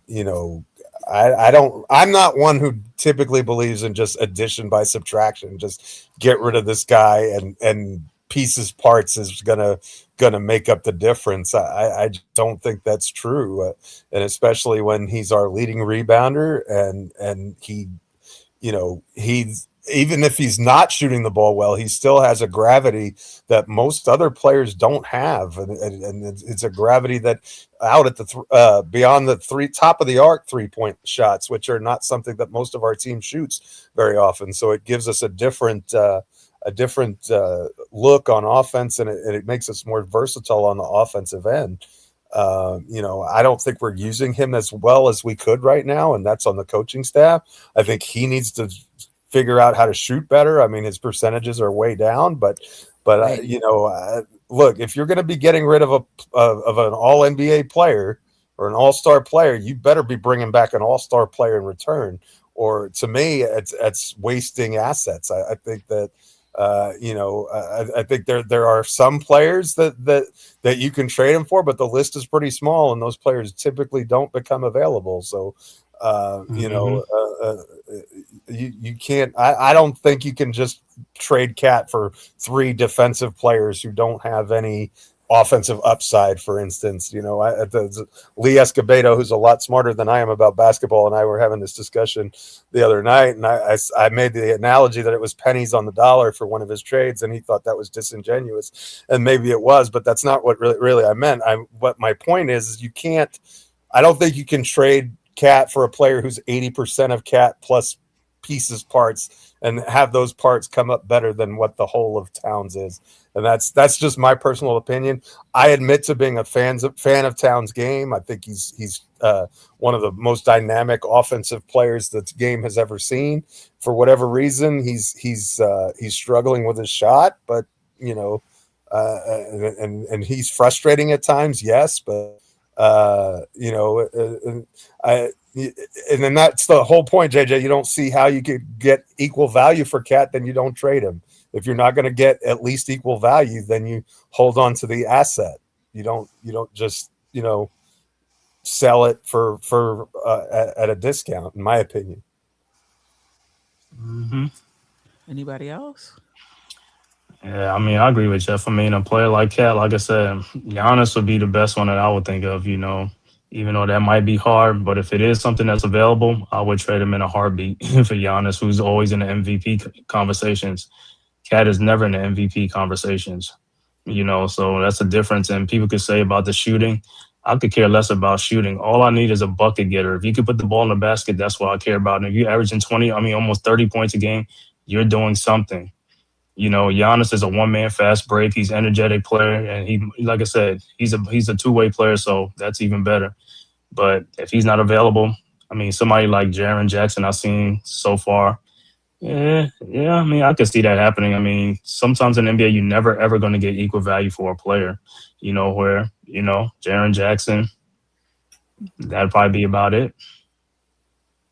Yeah, I think if we are complaining about Cat, we're gonna have equal complaints about Jaren Jackson Jr. I think he is better defensively, rim protection, but you're not getting rebounding, and offensively, I'm not saying he's not good offensively. I'm just saying he ain't Cat offensively, but you will be better defensively in terms of rim protection. Ajay, your take on do you think trading Cat helps this team? Well, I know you said it depends on who you get, and Jeff, I don't think you probably not gonna get equal value for him on the trade market. You know, because I mean, think about it. What other team has a player as talented as Cat want to get rid of him, right? For Cat, who we know is very talented offensively, but lack in other areas like defense or IQ and stuff like that, right? So you're probably not gonna get. So if you trade Cat, it's probably gonna be a little bit of a loss, right? But you got to get something that you can plug into this team that's gonna make a difference, right? I don't think. I mean, I personally I don't want to see Cat get traded because I feel he's very valuable to this team. If my only thing with him, even the poor defense, I think we could survive that. It's him. It's the low IQ plays. I mean, those things killing me, man. Those things, like, he's unavailable. You know what I'm saying? He can't play because of the low IQ and because of the silly fouls. In terms of his offense, I think it's just mechanics, man. He's just got to understand he's a good shooter. I think he's got to shoot a little more and try to mix and match a little more. He doesn't do anything in the post, man. I wish he would do a little bit more in that.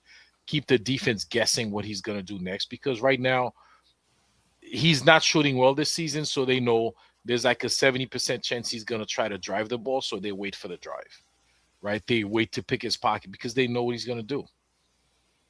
So, but I mean, he has a history in this league.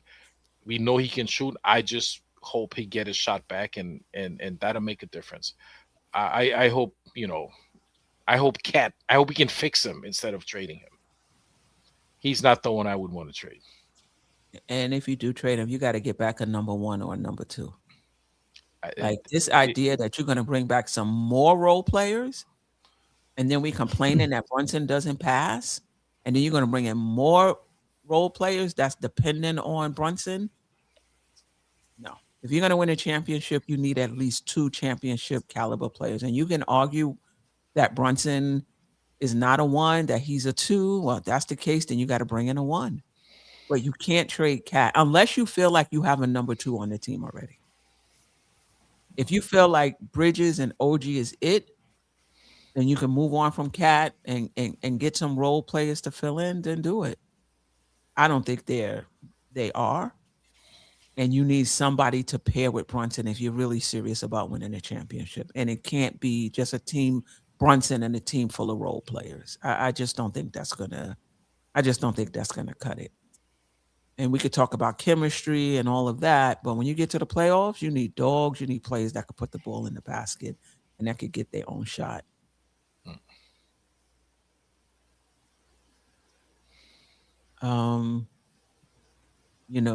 So Memphis, they talk to Memphis, they talk to Charlotte. I don't even know what Charlotte would have to offer. I think it's being a facilitator. I don't see what they have to offer. And why would we trade with Orlando? Like, why would we trade Cat to Orlando? Yeah, that doesn't make a lot of sense. It's like handing them exactly what they need to take the next step. It's like, that doesn't make a lot of sense. It doesn't. But who would it be? Who would it be? Is they talking about Banchero? Because they ain't talking about Banchero.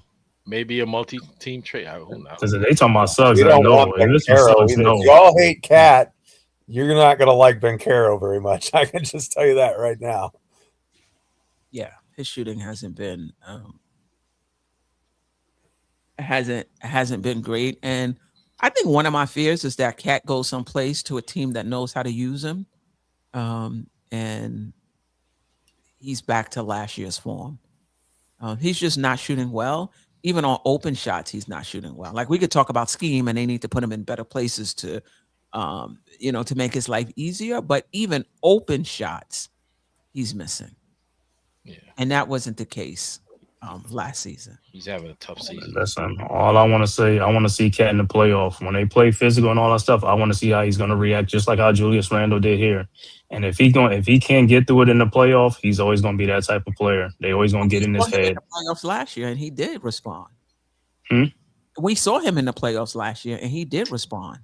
I'm talking about going forward this season. That's in the last season was about this season where they've been going and stuff. I want to see if they're going to get it together. We'll see if they can get it together and see how they get in the playoffs, see how they play in the playoffs. Because every year is a different year. Every year is a different year. No, I get that. Oh, okay, if. Right. No, the Knicks are getting in the playoffs now. Come on now. But listen, we already saw Cat in the playoffs. He wasn't soft. So the idea that, he wasn't soft last year, but he might be soft this year. I mean, he's played in the playoffs. This is not the first time. So I get that he's struggling right now. I just don't have any qualms about Cat being soft in the playoffs. Like, he was one of our best players last year in the playoffs. He's struggling right now. No doubt about it. He is struggling. Some of it is scheme, but some of it is him missing at the rim. Oh man, missing wide open shots. Giving you 2 good plays and then a boneheaded play, like being loose with the ball. You touch him, the ball is rolling out of bounds. Like, he's frustrating. Right, but you know, in the playoffs, they let you get away with more fouls and it'll be more aggressive. They let you get away. They let you play more in the playoffs. I don't understand how you get away with more fouls than what they do. They let it happen. Like, Cat gets Detroit last year, murdered. It'll be the same thing, but Cat gets murdered on an absolutely nightly basis already. So, I literally don't think there's more that you can do to, like, they punch him in the chest, they hit him like they're allowed to get, and then it's an offensive foul on him because he retaliates. But the Towns takes a beating on a nightly basis, and the refs are just like, everything's fine, no foul here, nothing to see. That's why the kicking in nuts. I'm like, oh, okay, hey, You know what? They Take it however we get it, even if it hurts us. We just gotta. They call him phantom, like offensive fouls on him anyway. You might as well kick somebody in the nuts. He's like, at least he got his money's worth. You got your You money. did it to the wrong guy, though. If you're going to do that, do it to like Grayson Allen or somebody like that who really deserves it. Right. I hear you, D. Grant, but you know what? We didn't only play the Pacers. And Cat wasn't the only one that struggled against the Pacers as well. So did Brunson. So did Hart. Right? So let's not act like we had 2 series before we got to Indiana. And if it wasn't for Cat, we don't even get out of that Detroit series. That's true. 100%. You know? Paris Douglas, so 1 month erases 2 years of high leverage winning. To some people, it does. To some people, it does. Knicks Nation, I miss RJ. I don't miss RJ Barrett. I miss RJ Barrett, and without Randall, then RJ would be ideal on this team. I think the other way around. I miss Randall. without RJ, Randall would be ideal for this team. I don't miss either one. I'm perfectly happy that they're off performing well in their other locations. God bless them and Godspeed. Come on, Jeff. You don't miss Randall spinning into a double team, losing the ball. Absolutely not. I actually really liked Randall when he was here, and other than like the thumbs down business, I thought he and the injuries, were unfortunate. But I was not anti Randall. I just I have no problem with him being elsewhere. RJ Barrett either. I did not lose any sleep over the thumbs down business. It didn't. Yeah. All right. Paris Douglas says OKC, Boston, Cleveland, Golden State, Denver last year 0-14.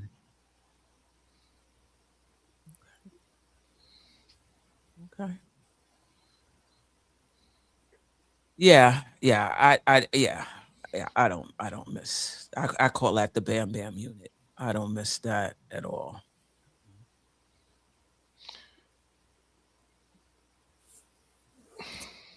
Okay. Man, every team got these crazy kids that come out of nowhere and go crazy. I was watching the Houston game, man. Reed Shepherd just went bonkers tonight. He's a former lottery pick, though, wasn't he? Yeah, he's the 3rd pick. He's the 3rd pick. Mm-hmm. Yeah. I mean, tough loss for the Spurs, man. They scored 14 points in the 4th quarter. They must be watching Knick film. I mean, the thing with so break forever. Maybe you right. Keep Towns and see what happens. My thing is, you don't want to trade Cat, and then Brown doesn't even make it through the. Then Brown gets fired in the off season. Like, I just think you just got to be sure. You got to be sure. I don't want to see Cat traded. I don't want to see him get traded, at least not this season. So, I think he can get back into form. Get 20 points a game or whatever he was doing.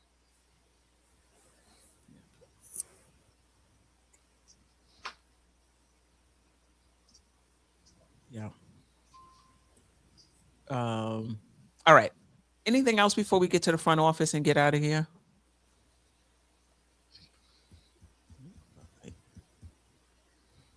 Nope. So keep Cat unless there's something that comes along that makes us significantly better. Unless a Giannis trade, that's about it.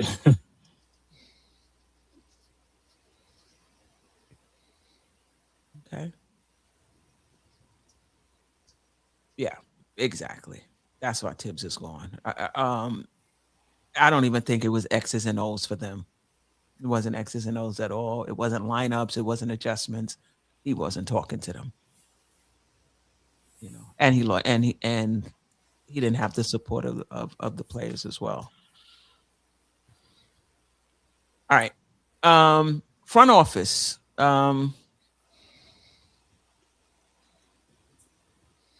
one of the things I struggle with, and this is with coaching as well, is when the team is winning, the coach is great. When the team is losing, the coach is a bum. When a team is winning, the front office made all the right moves, day to dawn. Team start losing, front office is trash, and they should be gone. I just have a hard time with things like that. Just your thoughts on the front office in terms of how they constructed this roster, what you would have liked to have seen, or what you would like to see going forward. Escort?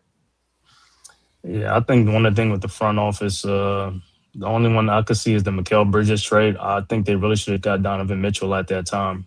If you're going to give up those picks, you give it up for Donovan Mitchell, not for Mikal Bridges. I think that's the one that they dropped the ball on that one, And as far as the construction of the team, the cat trade, like I said, that caught me off guard. That totally caught me off guard because I thought we was going to come back and run it back with those same guys that we had because they was hurt in the playoffs, and I thought if they really brought the same team back, I think we was going to make it further if them guys was healthy because that was a physical team that was great. Nobody wanted to play us, with that squad. So, but then they pulled the thing over our wool over our eyes, and it's like it was gone just like that. I really wanted to see that team and see what they were done. But now, like I said, last year the team played great. But like I said, this year something must be going on inside the but it doesn't look good, and it's up to the players to fix it. If they can't fix it, we are going to implode, and we're going to implode quickly before the playoffs. And if we don't make, I have to say, if we don't make the playoffs, all hell's going to break loose. All hell will break loose. That's a fact. But is it just the players that have to fix it, not the front office? Well, I mean, yeah, the front office too. But if there's something going on inside the locker room, something's got to happen. I just don't see how these guys just stop playing and just it's more to it than that. I don't know what's going on, And they can have these players only meeting, but if it doesn't change, nothing changed, then yeah, the front office is going to have to do something. But if they can start making some changes and see what happens, coming after this Nets game, and see what's going on. But if not, yeah, the front office is going to have to do something. But if they could right the ship, we will be all right. But we'll see. So basically for you, the only complaint is the Bridges trade? The Bridges trade, yeah. And like I said, the cat trade caught me by surprise. That's what I say. I just want to see if they're going to run it back. But, it is what it is. Okay. Anybody else, Ajay or Geoff? Well, to me, I think that we talked about this a little bit, I think, on the lunchtime live. The additions of Clarkson and Yabusele feel like they're Fournier and Kemba part 2. Like they don't really seem to fit in with what we want to do and our identity as a team. And maybe it wasn't wise to lock those two in before you had a coach, or maybe it would have been wise to hire your coach sooner so they would have had input. But it just kind of feels like we hired Mike Brown, but Mike Brown doesn't have a Mike Brown roster. He's got a lot of talent, but that doesn't mean that it's talent that's suited to the style of play that he prefers. I kind of think that in the final calculus, one of OG or Mikal Bridges has got to go. But I think that conversation probably won't happen until the off season when we on draft night, we unlock 2 first-round picks, and we'll be more equipped to make a larger scale move and maybe have more information about how we finish in the playoffs and what we need to take a step forward. But in the meantime, we've got a decision to make on Mitchell Robinson, right? Do we keep him on the roster and risk losing him for nothing in free agency?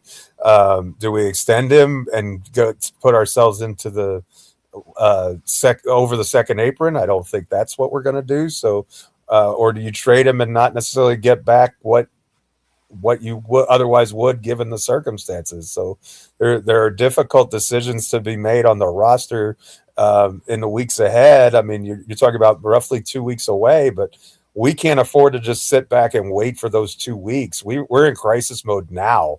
Like something has to happen. And I'm not saying we need to make a trade now. I'm just saying that we can't just say, oh, everything's going to be fine at 3:01 on the trade deadline because these players know that they're going to be here.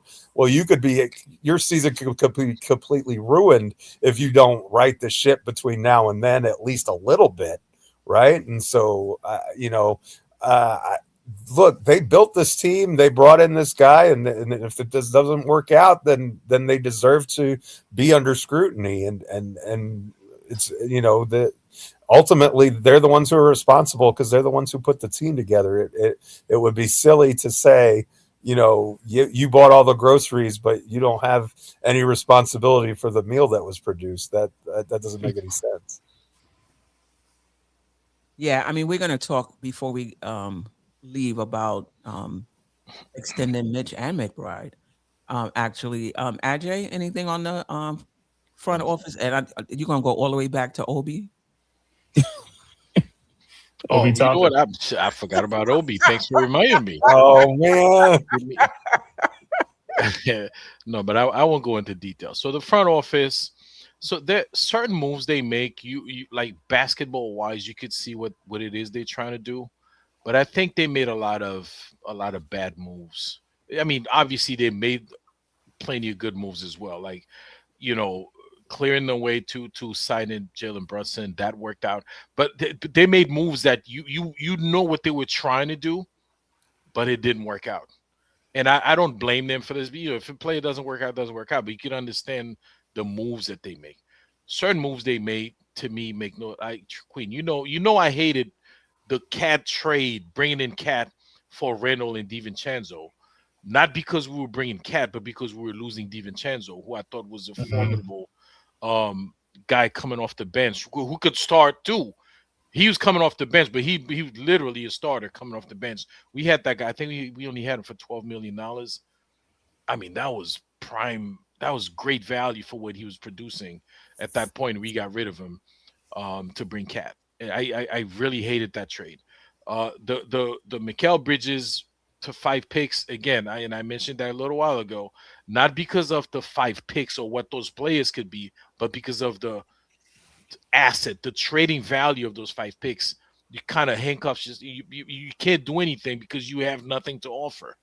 You have a bunch of second-round picks that nobody's interested in. So you can't really, there's not much you could do. I mean, there's a lot of, the Cam Reddish and Kemba Walker, like a lot of stuff. As egregious as those trades were, I understood what they were doing with those trades, what they were trying to do. Kemba, they tried Kemba, like he had nothing left in him, right? But if he had a little bit of something, it would have been helpful. The Evan Fournier, like a lot of those, I understood. Even Yabusele, Queen, I was very happy when they got Yabu because, I saw what he did in Philly last season, right? Yeah, but then you understand what it is they're trying to do. It didn't work out. Now I can't wait to get rid of that guy. But guess what, AJ? He has a team option. I mean, he has a player option. I know, not a team option. That's the problem. That's why you got rid of him before he apply that team option. So, let somebody else deal with it. Yeah, I was burnt with the Kemba trade, but I didn't see what they were trying to do at the time because we had money, we had cap space. Lonzo Ball was out there pre-injury, and I was like, what the hell are the Knicks doing shopping at the dollar store when they have cap space to bring in a injured Kemba Walker? I didn't like that. And I was, he was. I think they only had him for $10 million. But what made it worse? But you had $100 million, for example. So there was no reason to go bargain hunting. I know. Unless they had Brunson in mind. Yeah, but ahead of time, then fine. Yeah, but still, the blunder, like what they paid to get rid of him, was a blunder. And I think that's the only thing they could have done, right? Because remember what they had to do? To give up Jalen Duran, draft pick. Exactly. So they had to ship him to Detroit with Kemba Walker to make room for Brunson. So all those were bad moves, man. But why was that a bad move? It allowed us to get Brunson, though. Well, I know, but look at Jalen Duran now. I'm saying it was a bad move. Looking at it now, you see Kemba. I understood what they were trying to do with Kemba Walker, but it was a bad move because we had to pay that to get rid of him. That's what I'm saying. To get rid of him. Yeah. As well as Duran is playing, I'd rather have Brunson. But I'm saying we could have had both. He said he had both. We'd rather have both. That's what I'm saying. Okay. And they got rid of Obi for nothing. Queen, you want me to talk about that? two two second-round picks. But in this collective bargaining agreement, you ain't trying to bring back salary. Yeah. You're not trying to bring back second-round picks right now. Is the way to go because it's non-guaranteed salary. And that trade is what allowed us to sign Dante DiVincenzo. Right. Your guy. Just Devo. throwing that out there, AJ. Yeah. If I could just like tap a wand and bring any player back that left us recently, you guys would be surprised, but it would be Hartenstein, man. Oh, I don't think there's any question. Nobody. No, we wouldn't be. Nobody's surprised about that. I think Hartenstein and Cat, rim protection, rebounding. Both of those guys can pass.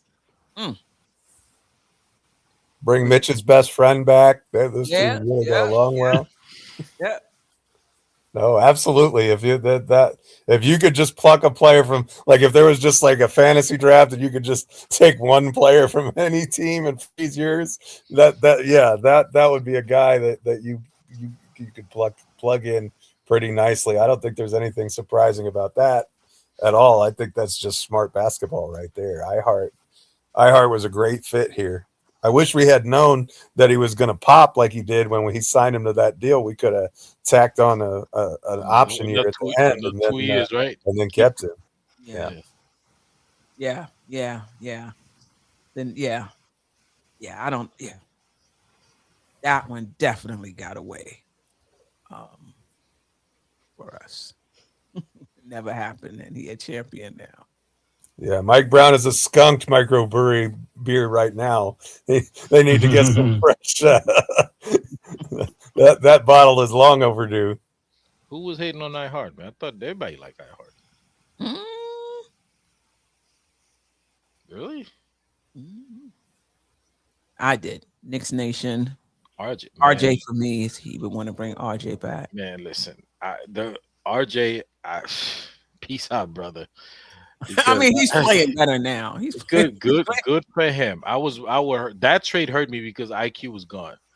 Goodbye, RJ Barrett. Wow. He's a good kid. He just go somewhere else, man. Wow. Okay. Well, we are talking about who he is now, AJ, not who he was. All right. Well, I look at him who he was when he played for us. And his game has evolved. His game has evolved, and like I said, he drives and he posts up better than the 2 forwards that we got. Yeah. Does he still have to dribble backwards 4 steps before he goes forward? Well, what's that? But guess what? He draw fouls. So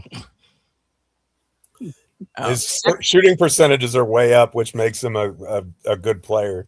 Like, that was always my criticism of him, was that he was wildly inefficient and struggled to finish at the rim for I don't know what reason. And then he didn't fit well with Randall, in my opinion, because they took up a lot of the same space on the court. Their preferred zones, I thought, were the same. That was why I was never necessarily against RJ the player per se. I just didn't really like RJ the fit with that particular Knicks team. I didn't think that he was a good combo with Randall. We it's like Mikal and OG bad. We good at bad combos, man. Or Cat and Brunson bad combo. RJ I mean, But both I do want to. I do think. Can we just take a timeout for a second and examine where we were before Leon Rose got here Oh, we don't and need to. where we are now, and Yeah, the playoff appearances that we've had and the playoff series that we've been to. Like Leon Rose was the architect of that. He deserves some credit for getting us to the Eastern Conference Finals as recently as a year ago. So, like, I don't think it's fair to say that the entire Leon Rose regime has been a bust. Has he made some missteps along the way? Absolutely, he has. But what front office, except maybe the Oklahoma City Thunder, and I think you can even look and say that they've had some missteps too, hasn't had their bad draft choices or their bad transactions or there's trades that they would really want to take back. I think maybe the Boston Celtics, everything that they touch turns to gold no matter what. But there's very few franchises that don't have missteps with or are perfect with every transaction. And Leon transformed this franchise from a joke to a contender, and you can't take that away from him regardless what happens this year. And so, in my opinion, he deserves a little bit more latitude in trying to fix the most recent mess that he's made than otherwise would be afforded. I think he's at least earned that right. And Tom Thibodeau too. I didn't want Tom fired, but I understood why they did it. So I'm not gonna. I don't want to rehash that conversation. But yeah, he deserves. Be careful what you wish for, Knicks fans. You just might get it, and we're getting it right now. So I mean, it's what people wanted, and sometimes the results are good, and sometimes not. But again, I understand the reasoning behind it. I think they made the right decision given the information that there was at the time, and maybe it's just that we didn't hire the right guy to replace him. Maybe this is just a rough patch, and we'll forget about this in due time. I remember, when we had all the injuries, we had the February of death a couple of years ago after Randall got hurt and JB had an ankle injury, and we were like 4-12 or something like that in the month of February, and everything, the sky was falling. We were going to miss the playoffs and everything else, and then March hit and Jalen came back and we started to rise and ended up with a really good season. So you got to hope that that's what the case is and that this team has the talent and they figure it out. But this front office has been very good, especially when you compare it to what we had before they got here. I agree with that, Geoff. But right now the stakes are higher. So I agree with you in terms of digging us out the hole. Sometimes digging a franchise out the hole, as tough as it is, because I'm hoping my Giants are coming out of a hole. So I get it. It is tough to come out of a hole, but it is tough to take it to the next level. And I think that's what is in front of this front office right now, is to keep tinkering and tinkering. Look at that Boston team that went to the finals. Next thing you know, Marcus Smart is gone. Lord Williams, I think that's his name. What, Williams the third? The Time Lord, Robert Williams the third. Robert gone, because they learned something in those, in those finals, that you need to have guys that the opposing team can't sleep on and roam. So we can't have somebody in here that can't shoot. So I'm with you. I appreciate what the front office has done, but okay, like, what's the next step? And the next step, and the next step to get us where where we need to go. And we talked about Mike Brown, and we didn't talk. I meant to mention this. Like, Dolan to me is so impulsive. Like, he's so impulsive. I wouldn't be surprised. I would be a little surprised if he fired Mike Brown in the middle of the season. I wouldn't be surprised if the Knicks lost in the first round if Mike Brown was fired, as opposed to this understanding within the organization that championships is a process. You don't just throw a team together and win a championship. It's a process. But my point is, it's not just Mike Brown that has to go. Leon Rose is going to go too. Like, you don't get three coaches as a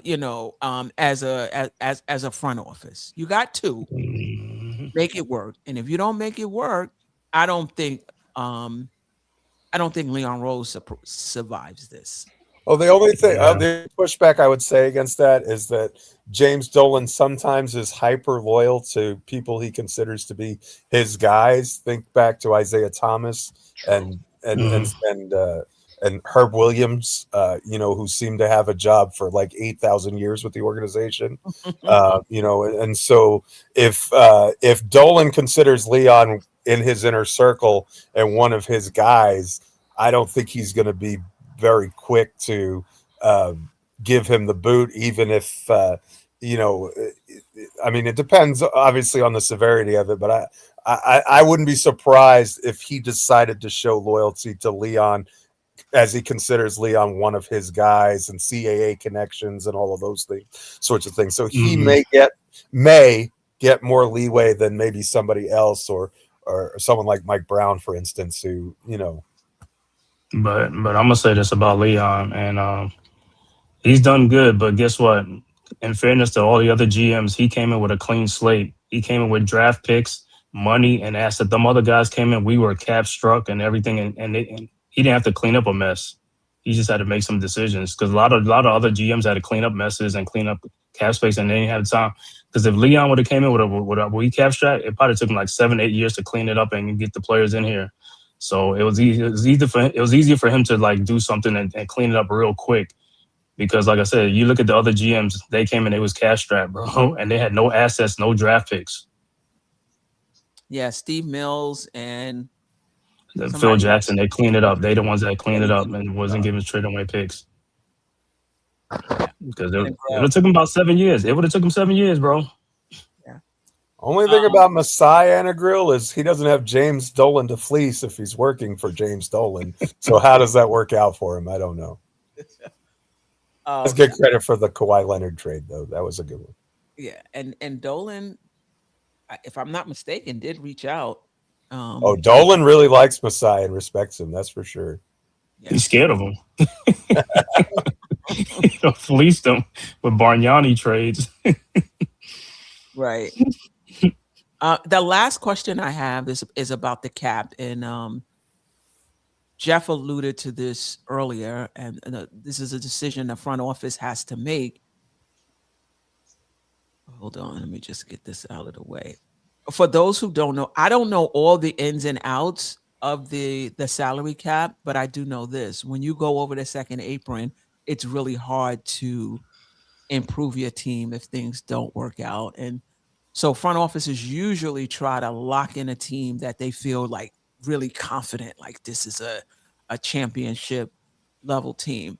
Now, I'm pretty sure there's some things the Knicks can do to avoid the second apron in terms of moving players, and they might want to consider it, because I'm not sure this team is it to lock in. So, Geoff, do you know if this is a second apron team, whether we sign McBride or Mitch, no matter what? So McBride is under contract for the 2026-27 season. Okay. So he's part of our core, and no. Robinson becomes a free agent unless we extend him, which is not happening, in my opinion. So there are scenarios where we can keep Robinson, but in all likelihood, unless we're getting rid of one of our other core pieces for a lot less salary, we're probably going to end up operating over the second apron to keep him. And that means you don't get to aggregate salaries and trades. That means, there's a lot of different restrictions that come with that. And teams want to avoid that. And I think it's pretty clear, at least at this point, that this doesn't look like what we want to be the roster we cement for the next, foreseeable future in terms of locking ourselves in in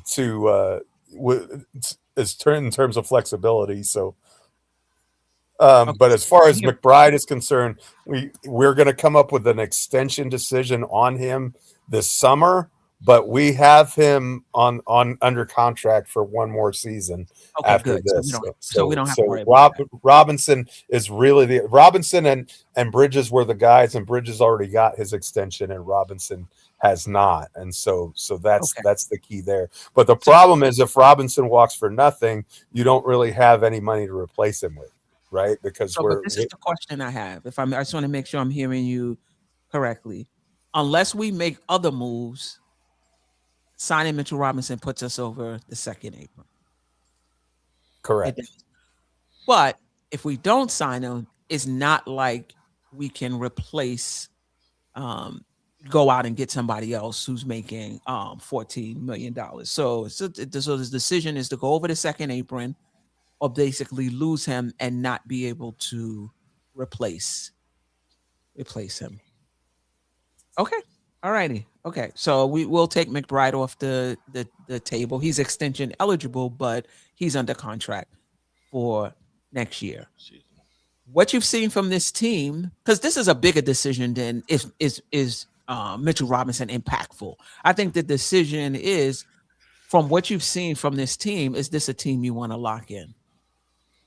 That's really, to me, that's the question. Thoughts? I think it's a team you want to lock in, but if the Knicks don't go that way and lose Mitchell Robinson, that'll be what, after the season, right? Not after the season, right? After the season. Okay, yeah, after the season being in playoffs, but losing Mitch, and that's another one of the physical players. That's the more physicality leaving from your team, you know. And if you can't replace them, then you're going to be a softer team going into next year, you know, because you're strapped. You really can't bring in nobody else too much, or a fringe player or something like that. Well, the other thing, Green, is you can operate as a below the second apron team like up until the draft. You know what I mean? Because technically until July 1st, you're under the salary cap rules from this season. So in other words, what we could do on draft night, for example, is we could make a deal. And I'm not saying to do this. I'm just using this as an example. So don't attack me, chat, I'm just trying to get the concept out there on the table. That's all I'm doing. So if, for instance, the Knicks were going to make a Giannis trade on draft night, and we aggregate salary and we send out this year's pick that we make for the Bucks, and then we send that player, and then we send out that furthest pick unprotected plus whatever else it takes to get the job done. I'm not going to get into the particulars. There are a lot of different ways that trade can happen. And then you have Giannis in-house, and then maybe it's with Giannis instead of Cat, maybe it's easier to bring back Towns and go over the second apron, you know, in the following year, because I believe with his extension anyway, you're probably going to be up against it anyway. So maybe that's part of the calculus, and that then that becomes the team that you lock in and is a little bit more defensively oriented. But you know, it's a difficult decision because Robinson's availability is such a big question mark. Do you want to be spending $12 to $14 million on a player who, you know, is a part-time guy and needs load management? That's an excellent question, you know, and we've seen what Mitch can do at his best, but if that's every third game and a couple of playoff games, is that not that $14 million, this is amazingly high salary or anything, but with what other contracts we're paying, it's definitely a question to ponder. And can you get 70% of the production for a third of the price, right? You know, and if you can, you may be able to stay under that second apron and get more flexibility with how you build and adjust the roster, building it out and moving forward. And I'm gonna say this: any Giannis trade, gonna have to give up two players, two high salary players. It can't just be Cat. It has to be Cat and Bridges, or something like that. We need to get back one big salary back, and that's about it, to have a 3 salary thing, not 4. So if you're going to trade Cat for Giannis, it's got to be Giannis. Cat and somebody else. Cat, I ain't going to want to give up OG, but it'd be Cat and Bridges. We'll operate much better with 3 salaries. That way we can fill out the team with more and things like that, and add more shooters and more things like that to the team. and we won't be under the second apron. I mean, we'll be under the second apron. We'll be able to function much better than we are right now. Because right now we're at the at the ceiling right now. Yeah. So if thank you, Jeff, for that. If the Knicks are able to have until July 1st to do something, because this is not a team I'm locking in. This is just not a team that I'm going over the second apron for.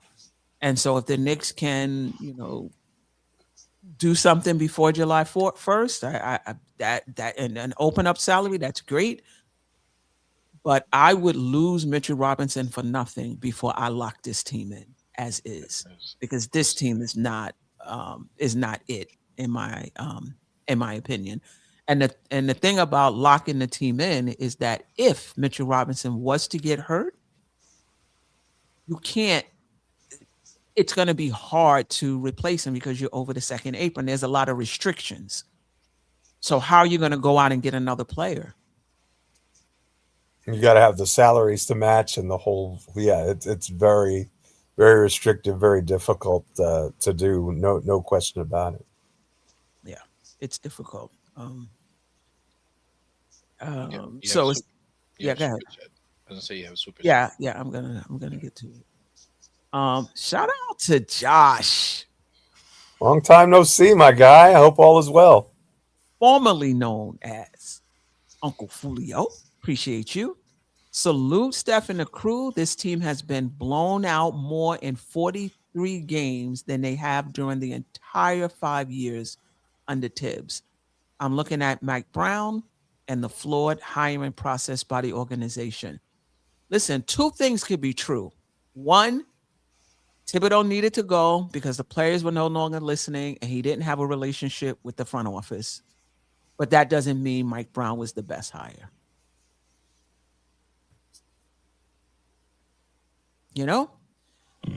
We went back and forth with this. Do you hire a guy? Do you fire a guy before you have an idea of who's available? Yeah, you do. Like, I don't think you just stick with somebody because you don't know who else is out there. The Knicks were looking for a collaborative coach. Somebody said to me that the reason why the Memphis ex-coach pulled out was because he just wasn't willing to be as collaborative as the Knicks wanted him to be. I don't know how true that is, though. Taylor Jenkins. Taylor Jenkins. I don't know how true that was.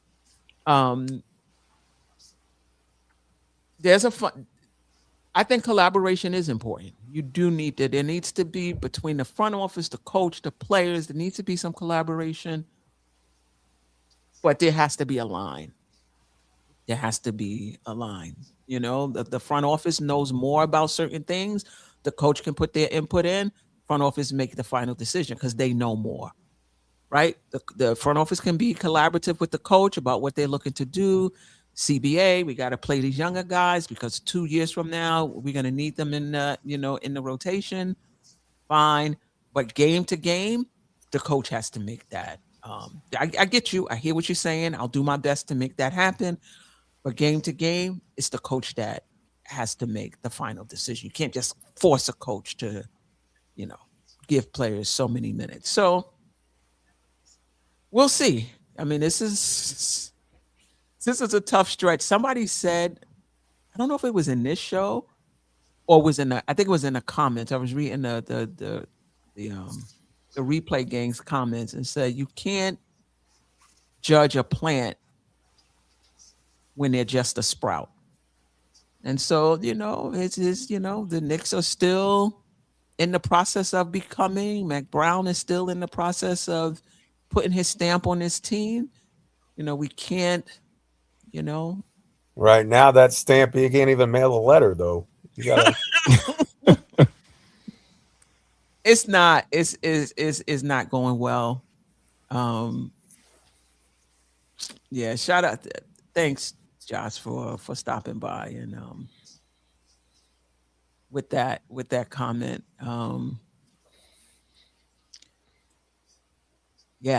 It was risky. There's always a chance that the team goes backwards. But there's a chance they go forward, right? It has happened before, but it was a risk either way. And I think the jury is still out. Can I ask We a shall question, see. Joe? Let me ask you guys a question. That in that comment, Josh, shout out to him and thanks for the super chat. Says the front office's flawed hiring process. What was flawed about it? The fact that they reach out to coaches that were already hired. Like, I mean, I don't understand. People made a big deal about that. Like, you gotta. What was flawed about it? They interviewed guys who were available, guys who were on the already coaching other team. What was flawed about it? I don't get that part, or the Wasn't fact that they nothing. did it publicly, or I think the Maybe he embarrassing part means was that it trying was to flawed and and that trying to it came interview up the coaches wrong. that was already coaching. say that again. I think the embarrassing part was trying to interview coaches that already had a job. I mean, they're not available. So why are you going to those guys? They already got a job.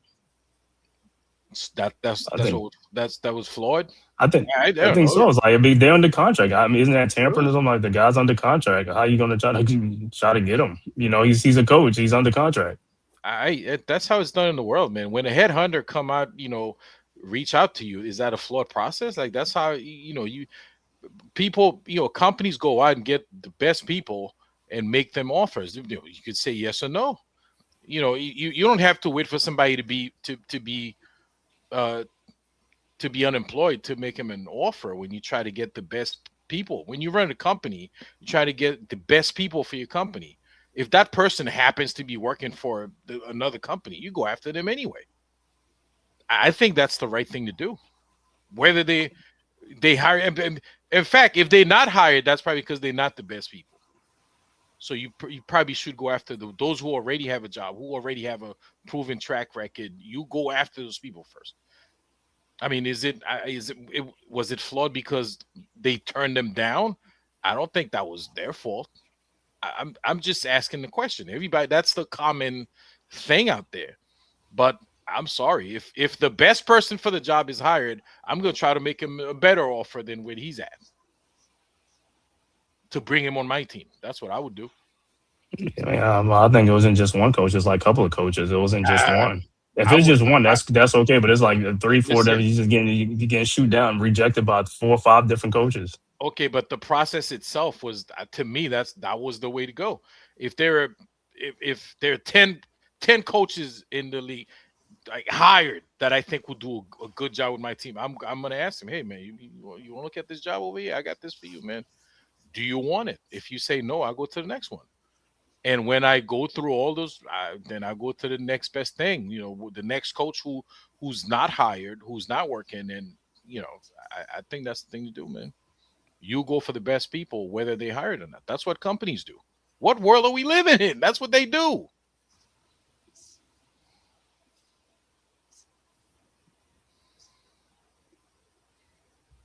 Yeah, I mean, Josh would have to answer that.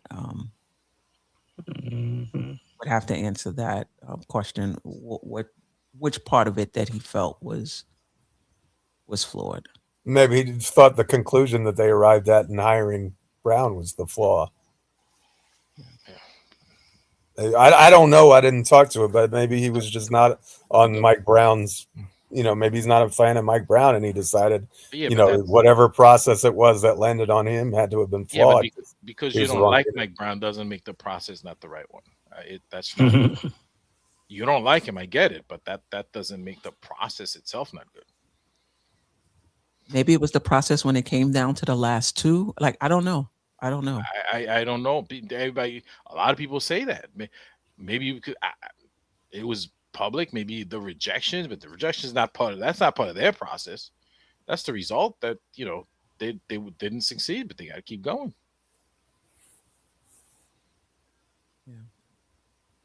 Yeah. All right. Great show. Just wanted to go over all of the things that is going on in Knick Nation. Wait, Queen, sorry, I got a D Grant. Shout out to you, but I'll try to post that. Oh wait, I've heard this all the time. I get called literally at least every other week from headhunters, try to get me to go to their company. So I don't know why you never heard that. And literally everybody I know, the headhunters always calling them, trying to get them to move from one company to the other. That's common. Common. Happens everywhere. In every field, in every major company, every major corporation.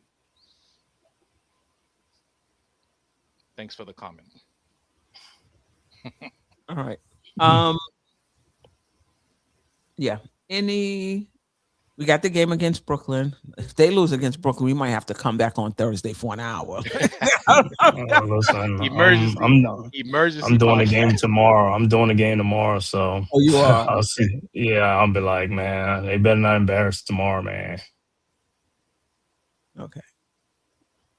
Outside contractors, right? Yeah, but they outside contractors hired by the people to go get people working for other companies. Because people working for companies that they don't have time to go, but headhunters, that's their job. They get hired by firm A to go after firm B, C, D's best workers to come get to them. Come on, man. Come on. But what the point he was trying to make is that he never heard of the company itself doing it. He's making a differentiation about them contracting out the work to do it. I don't think that's what he's doing. He's saying he never heard of companies go after other people's best work. That's very common in the workplace. It's very common. But he clarified it and said he's talking about headhunters or outside contractors. Of course they would. And they do it too. It's not just headhunters. That's what's more common. But people in companies do that. They do that all the time. It's very common. Okay. All right. In terms, the Knicks play Brooklyn tomorrow at Madison Square Garden. We can't even say Brooklyn's not playing well because the Knicks are not playing well. The pillow fight of the week, Brooklyn and New York. Yeah. Oh, just win, guys. Yeah. We'll see if the players only meet and work tomorrow. We'll see tomorrow night. Yeah, man. If we don't win, Queen, if we don't win. Yeah. Anyway, any last words?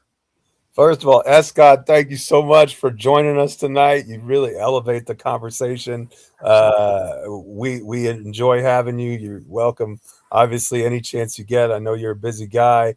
Ajay is always a pleasure, my guy. Holding us down. Although you're not on your hit the like button train like you used to be. I think you're slipping in your old age. No, because a lot of people in the chat they can't be keeping up, man. Shout out to A Train. He's outsourcing responsibility. You see that? He's a headhunter. Look at him. He's hired the chat to do his job for him. And then Queen, the hostess with the mostest. God bless you, young lady. Appreciate you so much. This wouldn't be the same without. The chat was on fire tonight. Great job. We appreciate y'all so much. And this really is a collective. And the thoughts of the community are important to us, and they need to be heard. And you guys bring it every single time. So thank you for really coming up on a pop-up show, because this was kind of a decision that Queen made on the fly during lunch. So to really get after this and to have as many folks as we did and a lively a conversation as we did, that's really impressive on y'all's part. So thank you very much for making this a special community.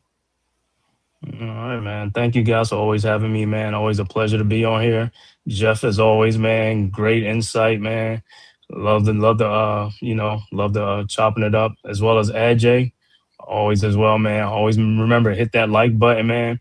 And if the Knicks lose to the Nets tomorrow, I will definitely be back on Thursday night, which I hope don't have to happen. Then I hope I don't see you on Thursday. Then I don't mean to be rude, but if that's the case, I don't want to see you on Thursday, Escott. I like you, you're my guy, but I hope I don't see you on Thursday. But in other news, great news for the New York Giants. I'm happy, man. So it's all good. Queen, as always, man. A great show, man. Thanks for having me on, man. Like I said, I'll be back, man.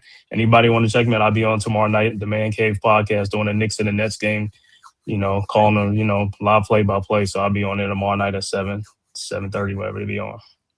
All right. You have one more super chat, Queen. Yeah. I do want to get to it. Josh, FKA, Uncle Fulio, clarifying, answering Ajay's question. In the NBA, when coaching or GM changes are made, there usually is a replacement already in mind. There rarely is a 5 or 6 person interview process, especially for a team coming off the ECF.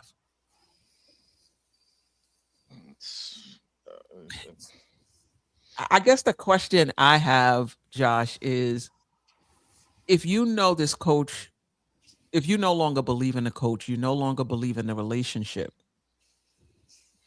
and there isn't anyone you have in mind, do you stick with the coach? Or are you just saying part of the process is that you that has to be part of it? Like you can't just be like, I don't like him, and we gotta go. Part of the process has to be like, this guy's frustrating me. He's not listening. He's a lone wolf here. But there's nobody else that I really like out there yet. I think we need to stand pat. Or are you of the school, he's not a fit for us, we need to move on, and we get, and we just got to find somebody else. And well, okay, he's letting us know what camp he's in. Yes, you do stick it out. It's not like the house was burning down. Right. Until you have your guy in mind. Okay. That's what Josh saying. You don't have to agree. Which camp are you in? Yeah, Josh answer, but my answer is gonna be, actually somebody already said what I was gonna say. Shout out to Cody Music, says none of that make it a flawed process. And I agree, because typically they don't do that, and this team decides to do that. That doesn't make it flawed. That's their process. This time around, they interviewed 5 or 6 coaches, potential coaches, or they didn't have somebody in mind. That doesn't make the process. There's no written rule like this is the process, what you got. Otherwise, it's flawed. That's what you would do, Josh. Doesn't mean that's what Leon Rose and James Dolan want to do. That doesn't mean that's what I would do or Geoff would do. I will say this.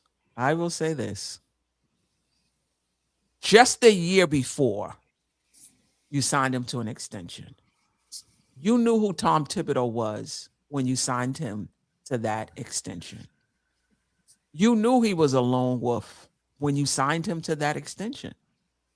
Nothing new happened between the time you signed him and the time you let him go, other than the fact that you thought you should have went to the finals.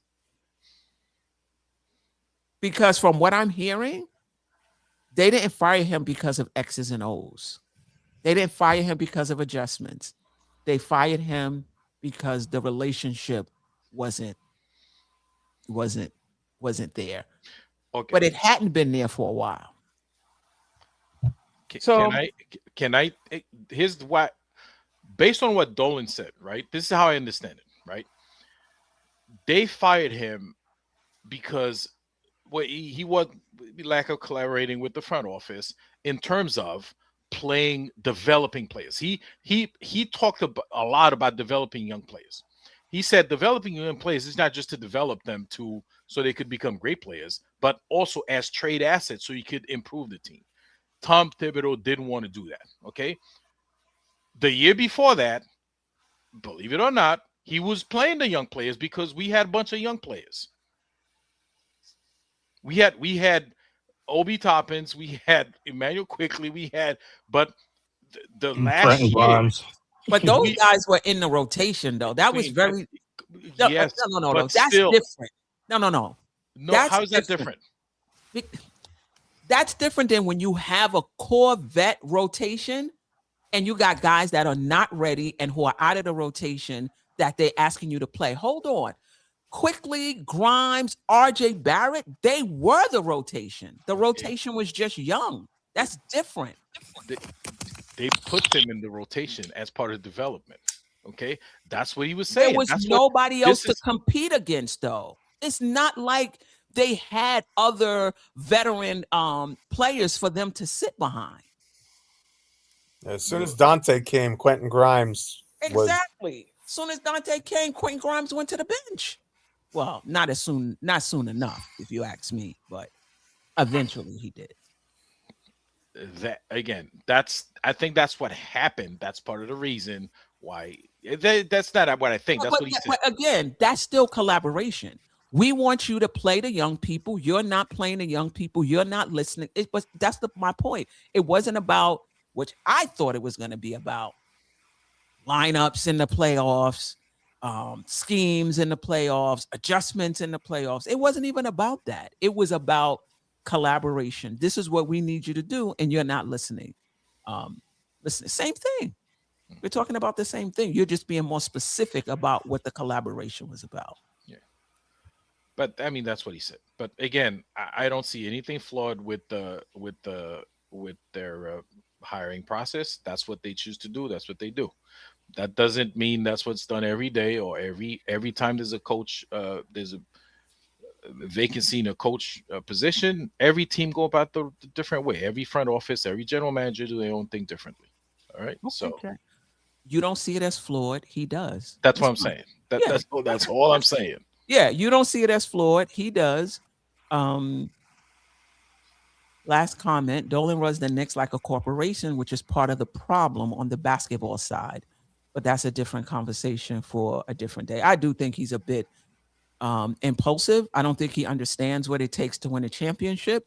And I'm a little concerned the way Mike Brown is trending that he's going to do something impulsive and fire him in the beginning, the middle of the season, or fire him if we lose in the first round and not give him an opportunity to go into the offseason, retool the roster, come back. It's like it's supposed to happen, it's supposed to happen like this, and if it doesn't, we got to go. We got to, he out there giving out basketballs because we was on a 5-game. We're like, relax,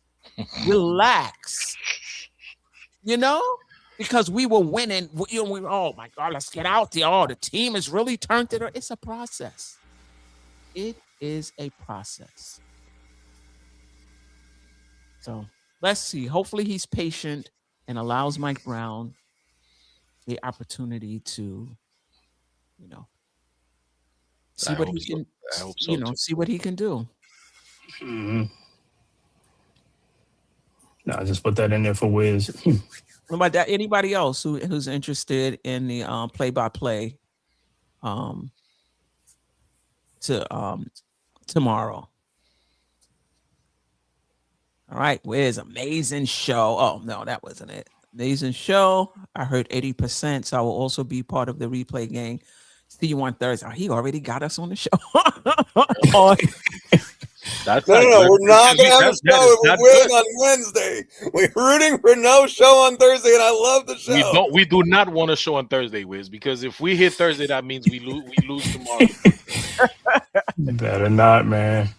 For real. Listen, Ajay, I appreciate you. Geoff, I appreciate you. Escar, you're welcome anytime. I appreciate you elevating the platform, elevating the show. Geoff, you already know. Ajay, you already know. Jerrell, we miss you. Shout out to the chat. You guys were awesome. You're awesome every night and every time right. we go on, but tonight you guys were special. Yeah, you guys leveled up to the highest levitivity today. And appreciate the replay gang. And Wiz, appreciate you. And the silent listeners, appreciate you. King Scientist, we didn't take calls today. It's when the conversation gets flowing, and I don't know.